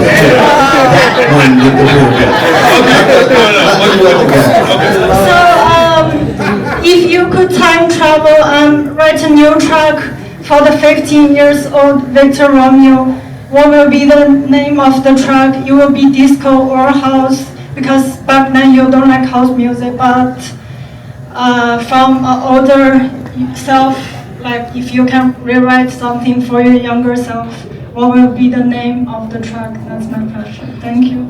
That's a hard question. I don't know. I probably, if I could rewrite it, I probably wouldn't have done house music. Yeah, you know, I wasn't a house guy. I think it hindered me. Like when you go to music school, you study music and then you don't use it. You know what I'm saying? So I love the genre because it's reminiscent of disco, but I wasn't a house guy. So if I had to go back in time, I probably would have moved to California. No love will find a way. No, Tommy, you know, you wouldn't join Dance Mania when I told you to. Yeah, whatever. That's not a question. Well, I had to get, don't worry about it. I got the mic, G. I got it from, you know, send Parris ass back. Like, yeah. He just told us he wouldn't be fucking with us if he had a choice. Yeah, give me that motherfucking mic. Yeah, he just said that. Hey, we don't talk about it later. He just said, if he go back in time, I wouldn't be fucking with y'all. Yeah, we're gonna send his ass on his way. No, it's my dog too, man. Yeah, I'm finna we gonna get together, get his ass a ticket. Send your ass to LA. He said LA? Yeah, first class. Hook him straight up. Yeah, go ahead, Andrew, go ahead. That's all the time we have for this panel. Let's give a round of applause for these four absolute icons of Chicago House. We're going to switch over real quick and go into our second panel, which we're going to talk about I'm Andrew Emil from Viva Acid. This is a yearly music summer we have the first week of October every year. We do panels, talks, workshops, and events just like we're experiencing today. It is October 2nd through the 5th this year. You will see flyers and posters around this nightclub for more information about that. We've also got some Viva Acid t-shirts from last year that are limited edition available, so let me know. I'm going to hand this over to our moderator of this panel, Mr. Twan. Actually, I'm going to introduce Fortune, who's going to introduce Twan. Let's give it up for Jessica Fortune. Thank you all for being here today, and it's my pleasure to be involved with Viva Acid. I look forward to seeing all of you October 2nd through October 5th for the 3 days of more awesome panels like this and parties. And it's my pleasure to introduce Twan of the legendary House of Matics. He has been instrumental in bringing this panel together. He's been a part of this culture from the beginning, from house through ghetto house, juke, footwork, through the full evolution that you're about to hear more about in this panel. So thank you, Twan, for facilitating and for also bringing all the awesome dance crews that you all are going to see some really fantastic dance across later in the week. Welcome everybody. Thank you guys for coming out to understand the evolution of ghetto house, juke, and footwork from a perspective from people who actually made the music, produced the music, and put it all together to be able to hear from their perspective. Most treat Chicago house as a historical footnote from the 80s. What you're about to discover is Chicago's most innovative cultural export, a 40-year evolution that deserves global recognition. This lineage runs house, ghetto house, juke, footwork, each generation building on the last. This music was born from tragedy, trauma, and survival for many in Chicago communities. This was the only outlet preventing suicide or acts of violence, transforming pain into celebration. When you hear ghetto house, juke, or footwork, your spirit moves instantly through the bass and the drums and the emotional sacrifice.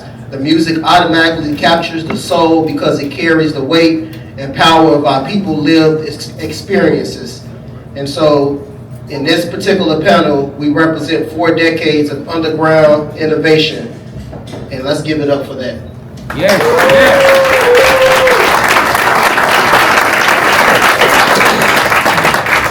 First on the list, we got DJ Puncho. DJ Puncho. Yes. Yes, sir. Give it up for DJ Puncho. Yes. Also one of Dance Mania's architects, documenting the Chicago raw talent and basically took it mainstream, you know, when they tried to ignore it, but he kind of stood up for that particular sound that he created. Then we got our boy TraxMan on the panel. TraxMan is definitely a pioneer who transformed ghetto house, footwork music, a movement, and basically one of Chicago's most contemporary global exports is what we call them. Next on the list, we got our boy DJ Phats.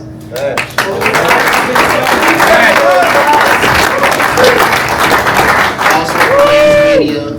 He got his hands on the touch from ghetto house, juke, and currently doing Chicago footwork music. And basically, he got experiences from the beginning going on to now. So give it up for Phats again.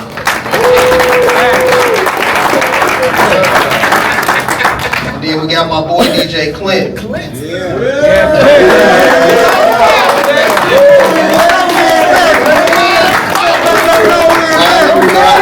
of the 3 founding fathers of Chicago footwork. So that's an evolution in itself. Give it up for him one more time.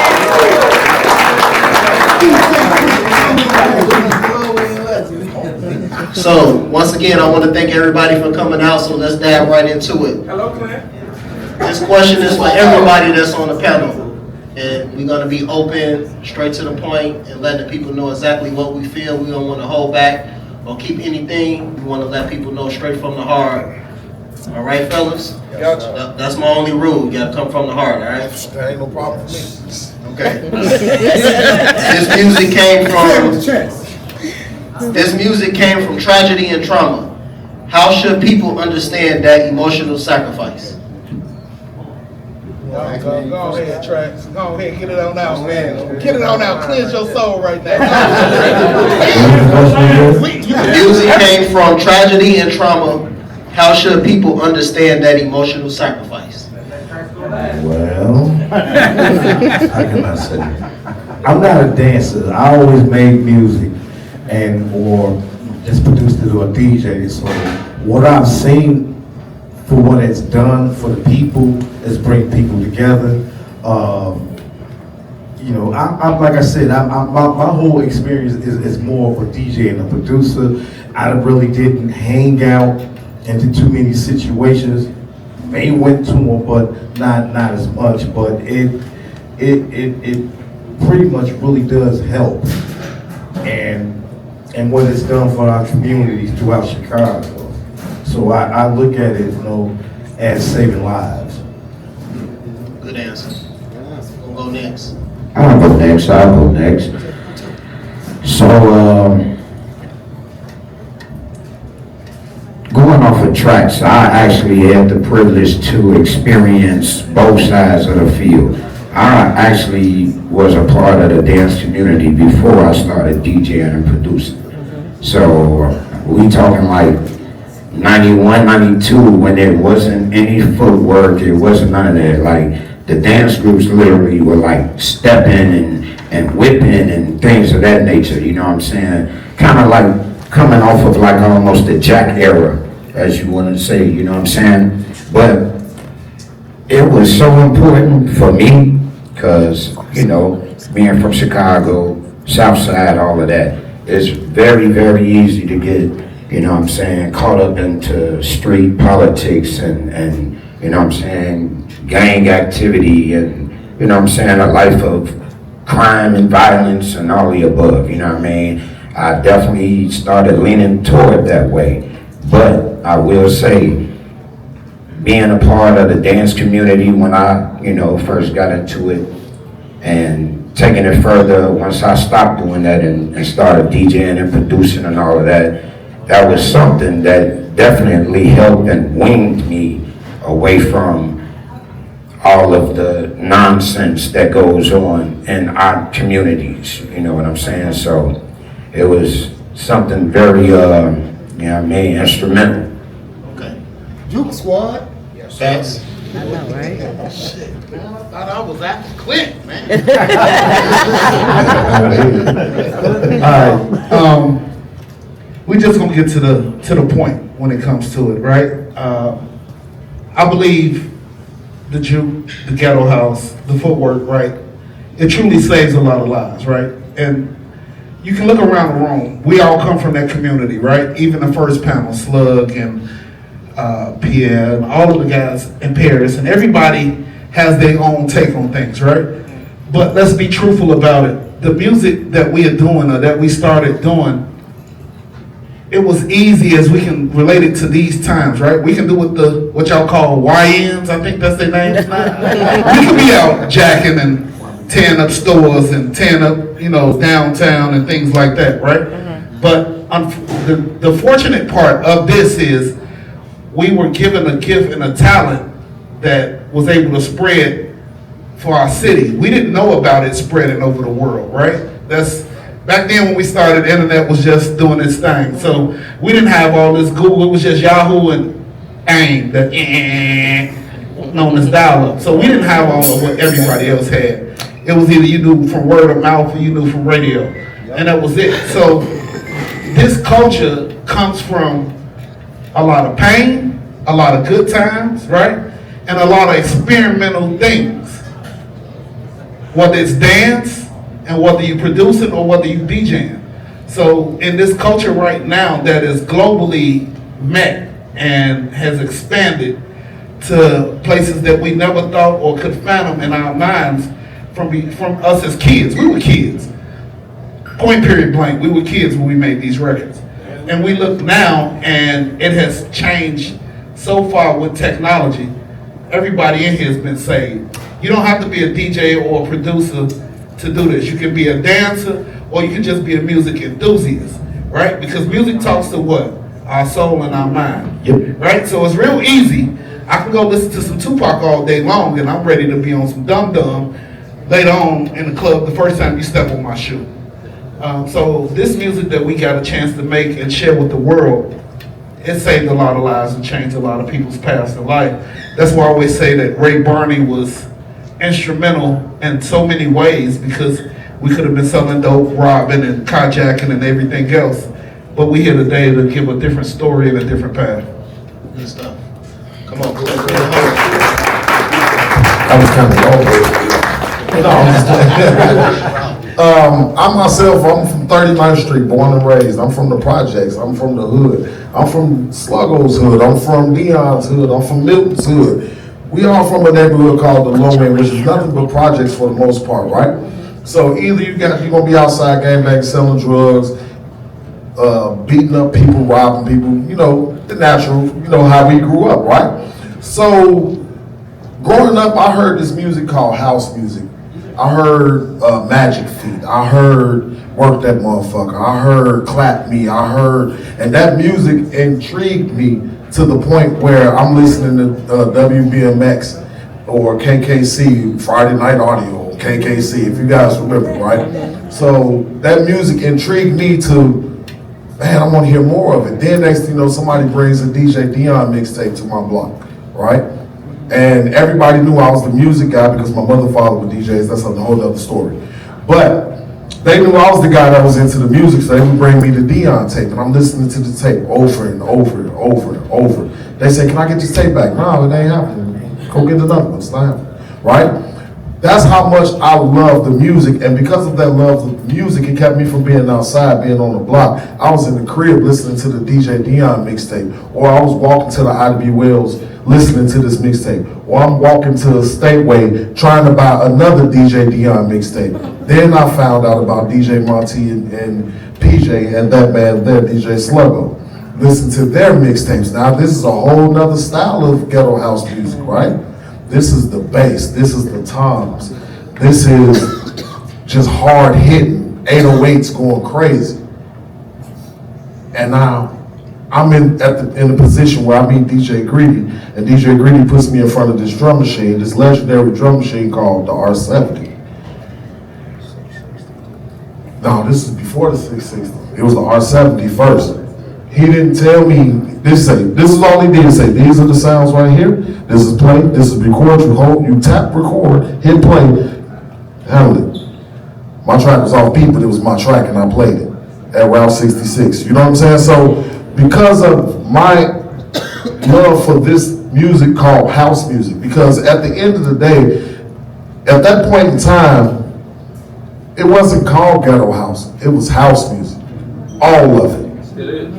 You know what I'm saying? It was house music. So, because of my love for house music, I DJ'd in the IW Wells, I DJ'd in Stateway, I DJ'd with Milton, Dion, and Slugo, and that was one of the greatest moments in my life, because I DJ'd with my heroes, right? So, when all of that happens, right, and then you look back, like, dang, I just walked, so I used to DJ around 66, so this is the thing right here. This is why this music literally did save my life, right?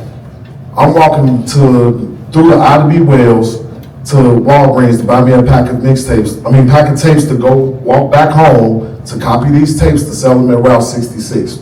Me and my buddy Chevelle. We walking back home, going cutting through the Wells to get back to Lake Park. They up all type of guns on us. Infrared beams pointed at my chest, Chevelle's chest. He said, man, Clent, I'm finna run. I said, you better not run, we gonna die. So they say, hey, who was that? throw my hands up, a pack of tapes in my hand, the other hand is free. I say, it's DJ Clent. And they look, oh, he cool and shorty that DJ with Carlos, and let me go. So that's what this music did for me. And I'm sure it did something similar for a lot of others. Good stuff, good stuff. Pump it up for that, John. Okay, so we're gonna go into individuality on some questions. I'm gonna push it back over to you, TraxMan. You worked with Dance Mania early in your career. What was the label? Why was the label important to Chicago? Grassroots, coming from the community, very important. And that institution of Barney's and Mr. Barney. I've been knowing Ray Barney since 80 and 81, growing up in the Lundale community. And I remember when they were on Ogden and and right off Holman, so long ago. And they used to just bring out all types of stuff.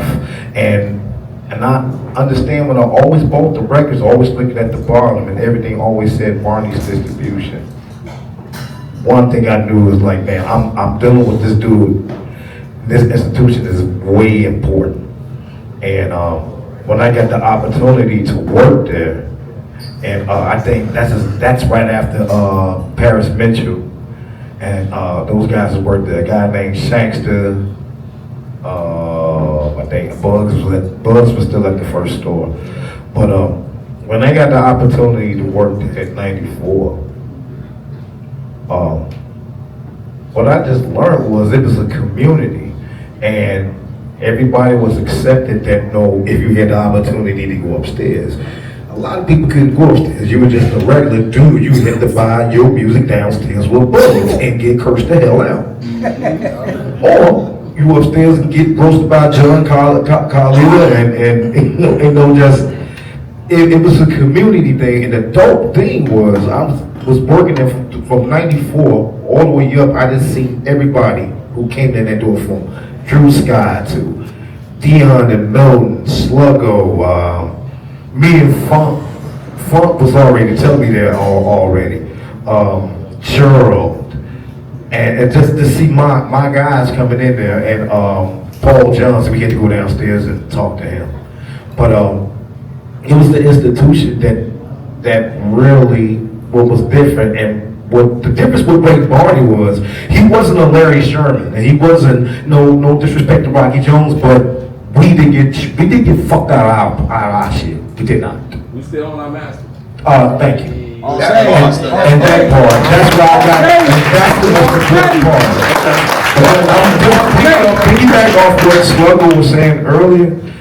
Ray Barney, little do you know, and I just got to give him the flowers that there is no TraxMan, there is no Slugo, there is no Paul, there is no Clent, there is no Juke, there is no none of this. Maybe you may have house music the way they were doing it, but without Ray Barney taking chances on us.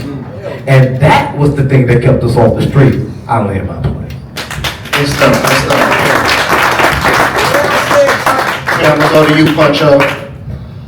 Dance Mania released over 500 records from 1985 to 2010. What story was you telling? Through Dance Mania and all their releases. So, like I said, I had the opportunity to be on both sides of the field. I'm gonna keep on letting y'all know that. I'm probably one of the only DJs / dancers, you know what I'm saying, up here on this panel.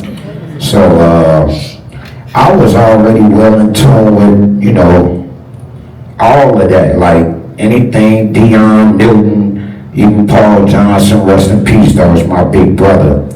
I, as a dancer, was a big fan of Dance Mania records in general, because at the end of the day, Dance Mania was the only record label that was putting out and distributing the type of music that was coming from our community.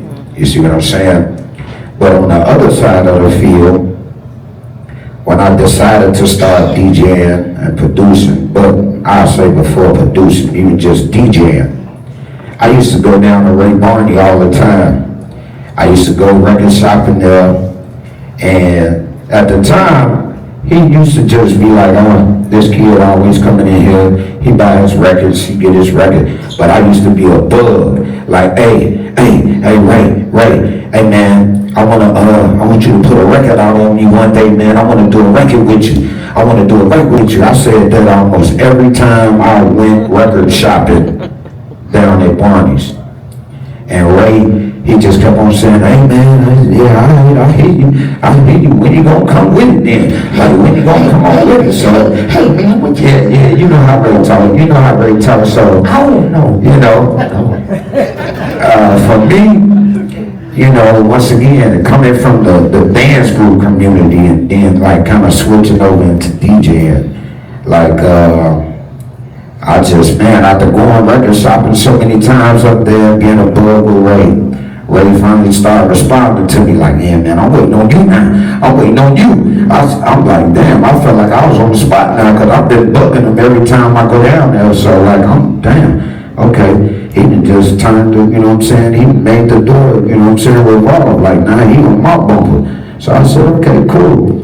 Let me go ahead and start trying to put something together. I ended up, doing some, my first record was a collaboration, a compilation with Gan and Twan. And that's when I came with my first joint, Crickets. That was a big track as far as our community. That's a parade. Before, like, the separation of ghetto house, juke, and footwork, like, what I don't know for the people in here that don't know. Our dance communities, or our dance community, it included and came along with juke and footwork. Like ghetto house, that was the main plant, that was the foundation. Everybody in every dance group, all we did was make routines that involved footwork and just all other type of dances inside of that. So let's just be clear on that, you know what I'm saying?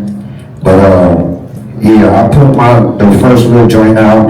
I'm like, okay, Ray, because Gant actually already had records out. He had a relationship with Ray like that already.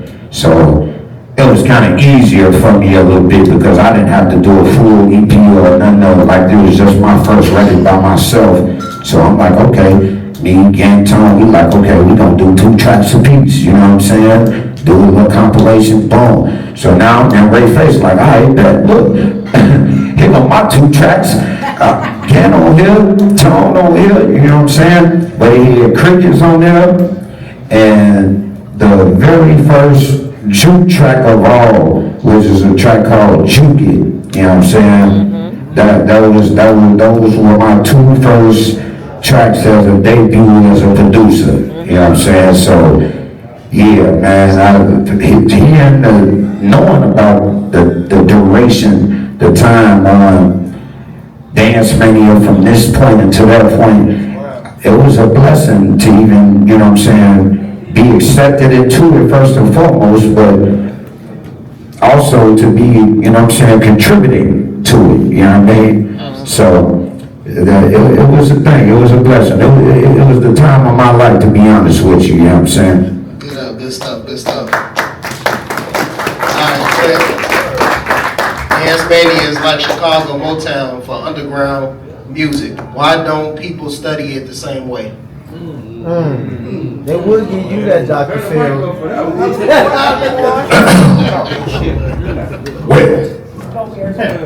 What? All right, so Talk in the car. Talk in the car. I really feel that I don't think that we put shining a big enough light on Dance Mania. I think that's the first step, is to get the light shined on Ray Barney, the light shined on every record that came out on Dance Mania. I think the light need to be shined because when you look at it, right, and I'm just gonna use myself and Gatman as an example, right? My first record came out, I was 16 years old. 16, by way through DJ Slugo. I was 16 years old with my first record. So technically I was the youngest professional DJ. No shot, gang. But technically I was. but seriously though, that was 1996. I was 16 years old. So you look at that. From 16 years old all the way to 2025, I'm still making music. Off the back of a label, because that label was like a fraternity. I met Phats, I met Phats, I knew Slugo. I was blessed. Honestly, I was blessed. I had a cheat code. The way I really feel about it, because I grew up around Slugo, I grew up around Dion, I grew up around Milton. So I kind of had a cheat code when I met DJ Greedy. I'm making all my music at his house. Dion and Milton turned down my first record. The next person I go to is Slugo. Slugo put my record out. So I think we need to shine a light on Dance Mania. I think we need to get that painting on the side of the building with the record of the Dance Mania record logo put back on that building, because it is a Chicago landmark. It is a Chicago staple. Because without Dance Mania, none of us would be sitting right here. You understand what I'm saying? Excuse me? No, it's not there. Oh, It's faded. It's faded. I think it should be repainted. You know what I'm saying? Be specific. Go somewhere, Wicked. Right, make that building the Chicago landmark. Maybe we can start a petition for that. Exactly. So His daughter run Rayvon run the building.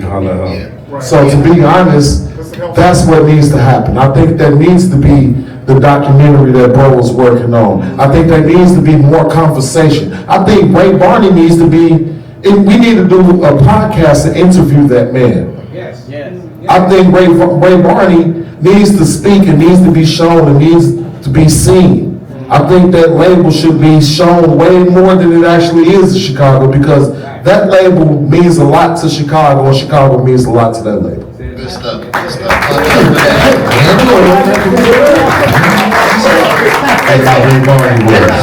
Troy, get your brother, please. So that kind of was our basis of our foundation of what we're talking about with Dance Mania, setting up the conversation, leading off into us moving to the next generation, which is evolution from house to footwork. So I want to kick it off with you, Phats. How do you think house music became footwork in Chicago? Phase two.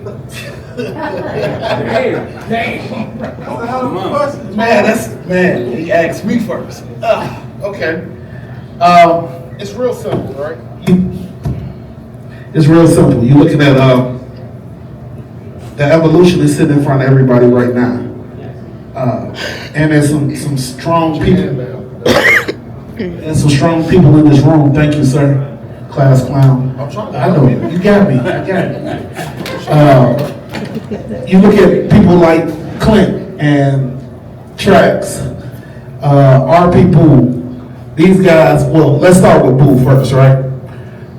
When I met Boo via Slugo, picking Boo up, we would go to Slug House, which was the studio. Boo would make these tracks, and they sounded different.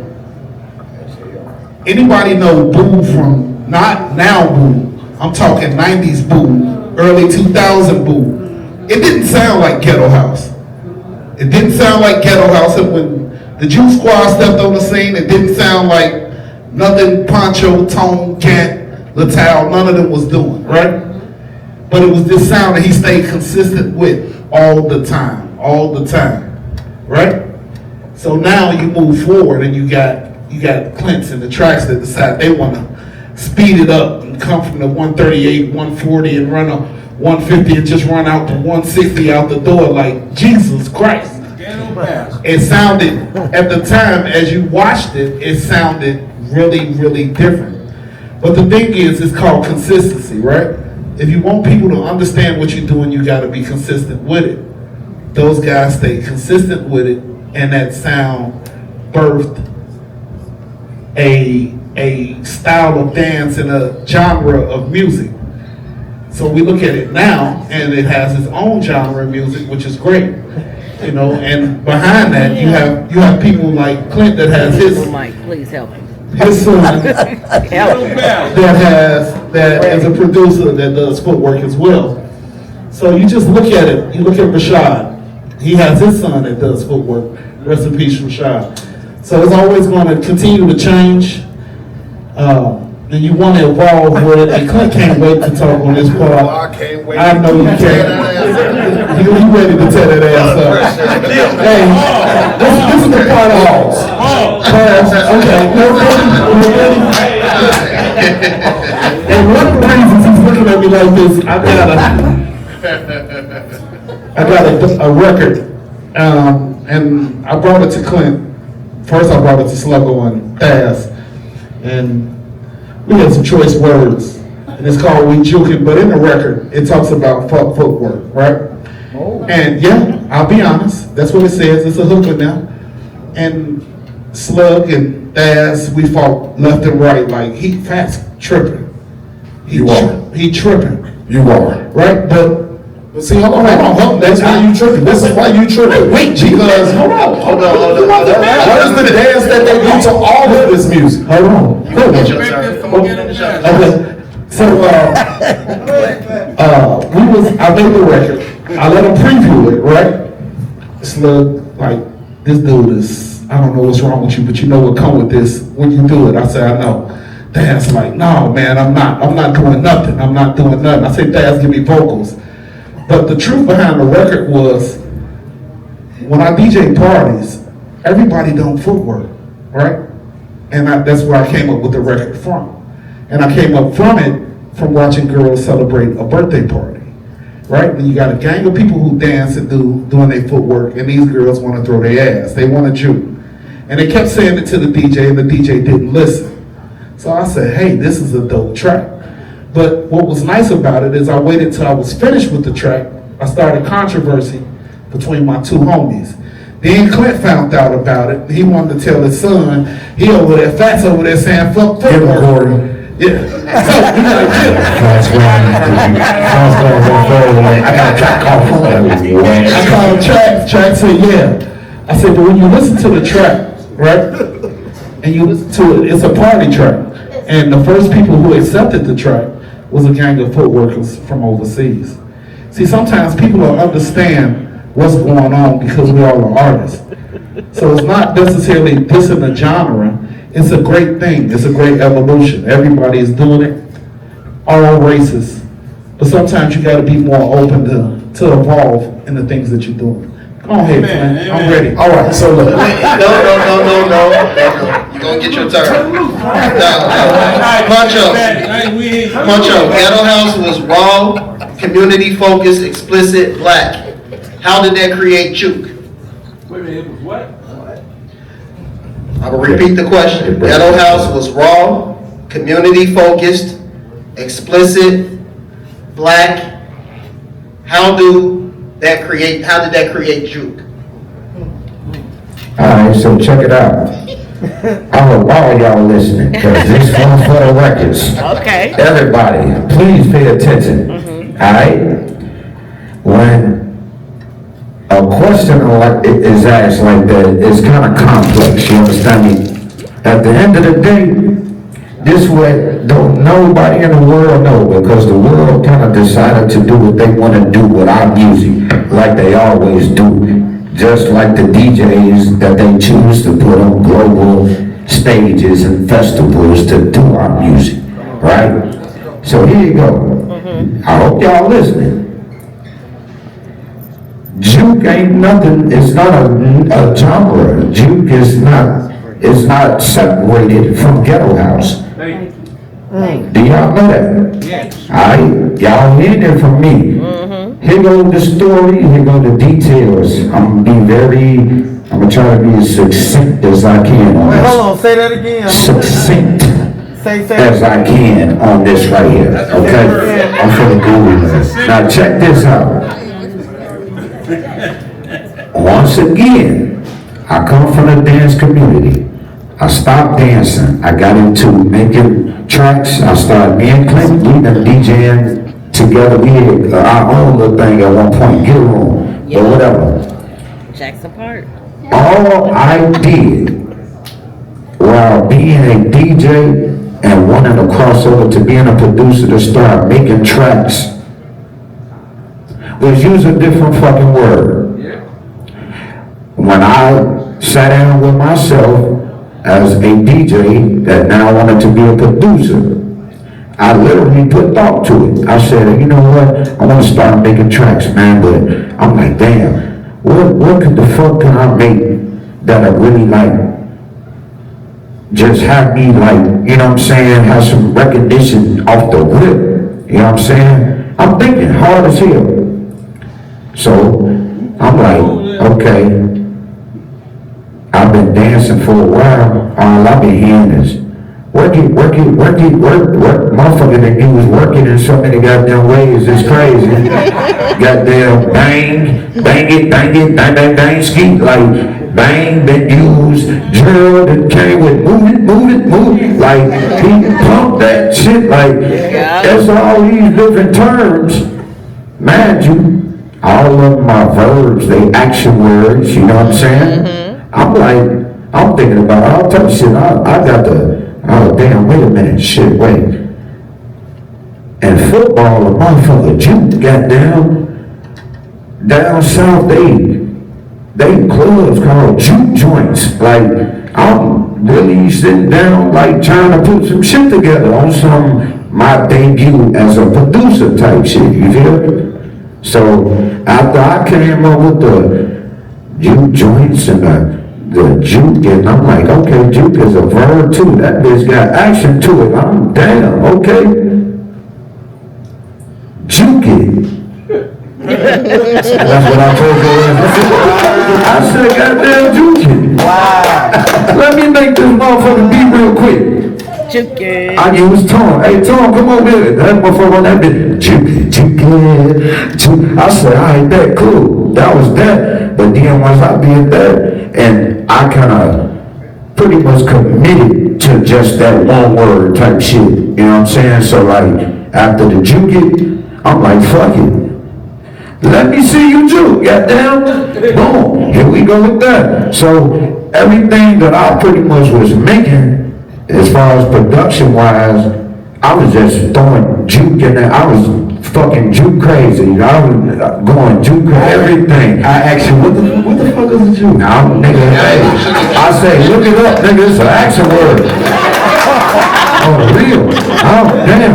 This, I'm like, well, what? This don't, I said, ain't nobody using this word? Move it, pump it, bang it. I'm like, I'm finna fucking juke it, goddamn it. I'm finna juke this motherfucker, and everybody's finna be juking, and the party's juking over there, and now all of a sudden, after all of that, and I love it because it shows how a movement could be a movement without even knowing it's a movement. You understand what I'm saying? So the whole city, the whole goddamn city was behind this shit. I never knew. Now every party plugger, everything, oh, the juke jam, come get your juke on, this, that, and that. Wow, that's how this The Bad Boys, WGCI, they used to do their extended workout. Well, that this man, man, you know what I'm saying? No phrase of juke. They even did an interview, they interviewed me again, they let us sit, we went down there to take them just a little extended workout demo to play for their little show. They like, man, y'all want to come sit on the show with us? I'm like, fuck it, yeah, why not? Yeah, the beat just coming down here and handing y'all something like, yeah, we get in there, we gonna interview y'all too. Oh, damn. I ain't prepared, boy. Like, I want to tell somebody to record this shit or something, you know what I'm saying? So I ain't looking like I'm lying and shit, you know? But they get on there, they get the interview on us about the whole juke thing and all that. I'm telling the same story that I'm telling y'all right now on there. So, juke is ghetto house. It's just, I came with my own sound behind it, and I used my own word within that genre, which is ghetto house. Wait, say that loud. Say that loud. So we gonna clap it up. Juke evolved from ghetto house. Juke is ghetto house. Juke is ghetto house. It's just a word that was not used within that, you know what I'm saying, within that era, that generation. I just used a different word, my brother. Let's go, TraxMan. TraxMan, your music influenced scenes worldwide, Japan, Europe. Do they understand it's built on Chicago sacrifice? Absolutely. When I go to Japan and I go out there, everything is Chicago drip to the core. I'm telling you. Serious. I mean, if you guys ever get an opportunity to go out to Tokyo, Asia, Hook us up. Taiwan, hey, does it mean, what the fuck? Man, you got all the time. But it's a beautiful place, man, and there's a difference between culture vultures and there's a difference between culture lovers.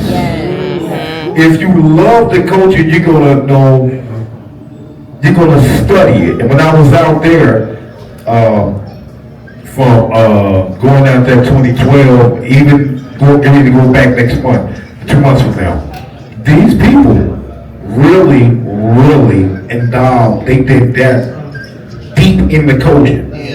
Like, if we speak of Puncho, they're gonna pull up all his records, when he put it out, Clent, it's just, oh my god, oh my god, you know what I'm saying, everything went wrong. I love you, ain't wrong. So, if it's Slugo, anything, so, cause one time I think, the first time we went out there, me and AG, and shout out to Terror Squad and AG, we went out there, and when we went into this one place, and they was like watching BGs, and just looking at dances, and once they said we was here, everybody just turned around like how y'all sitting there with it. Everybody went,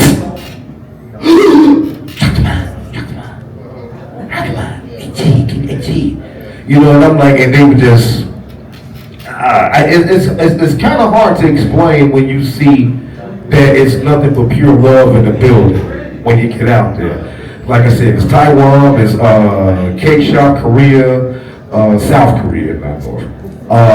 China, a lot of those places out there. I'm very fortunate that my sound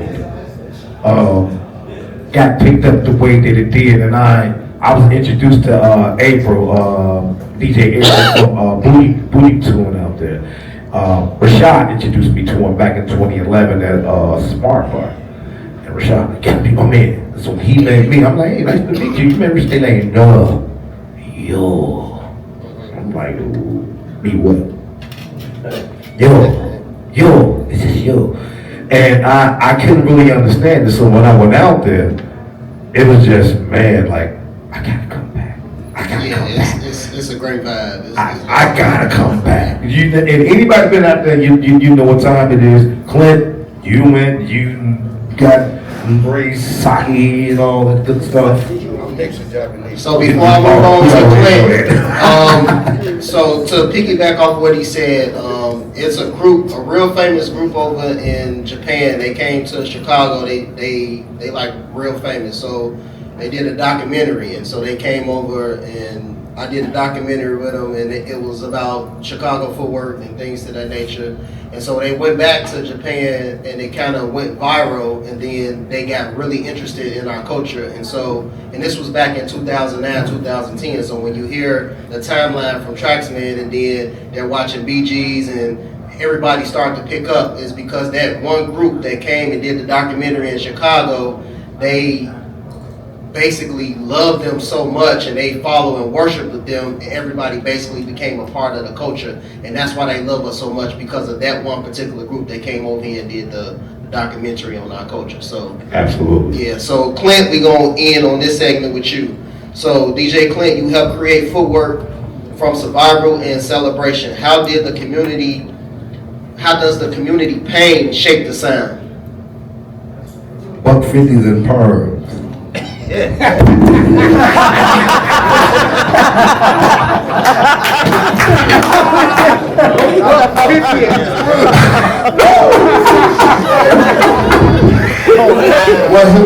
So seriously, right? No, we just tweet you. That's all. We just talking trash. Yeah, I had a buck 50 in the perm, man.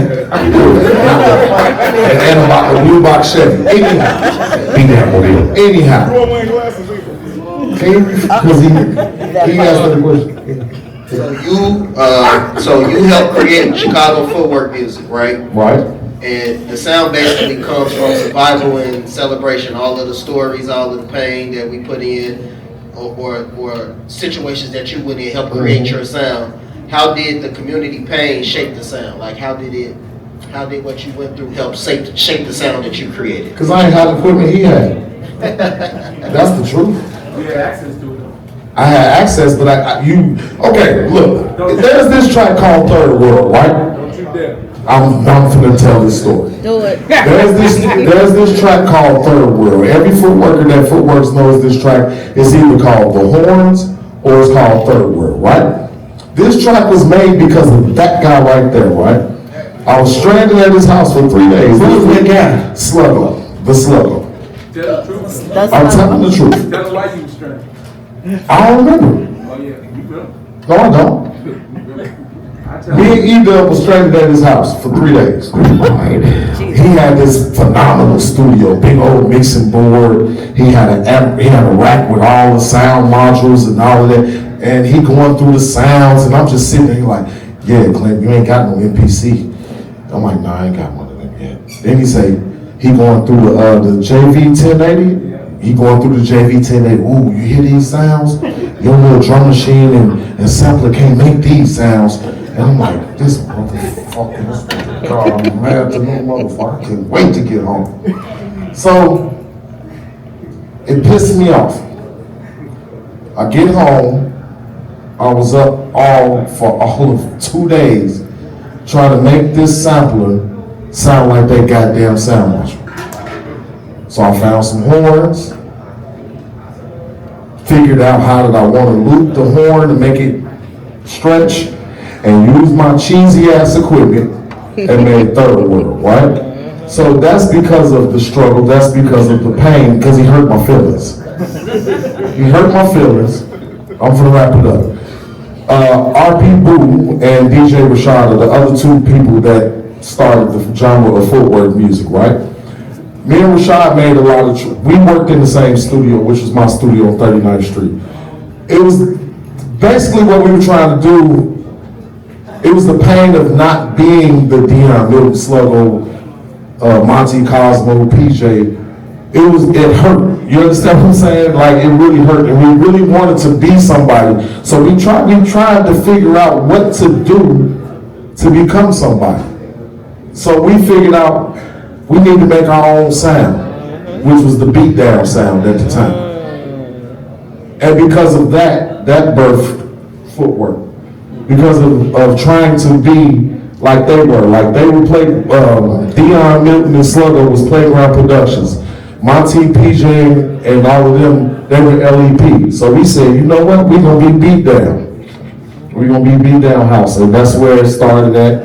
And we wanted to, we didn't want to separate, but we wanted our own sound. And that's pretty much what it was. And it came from hurt and pain and trying to be the people we looked up to.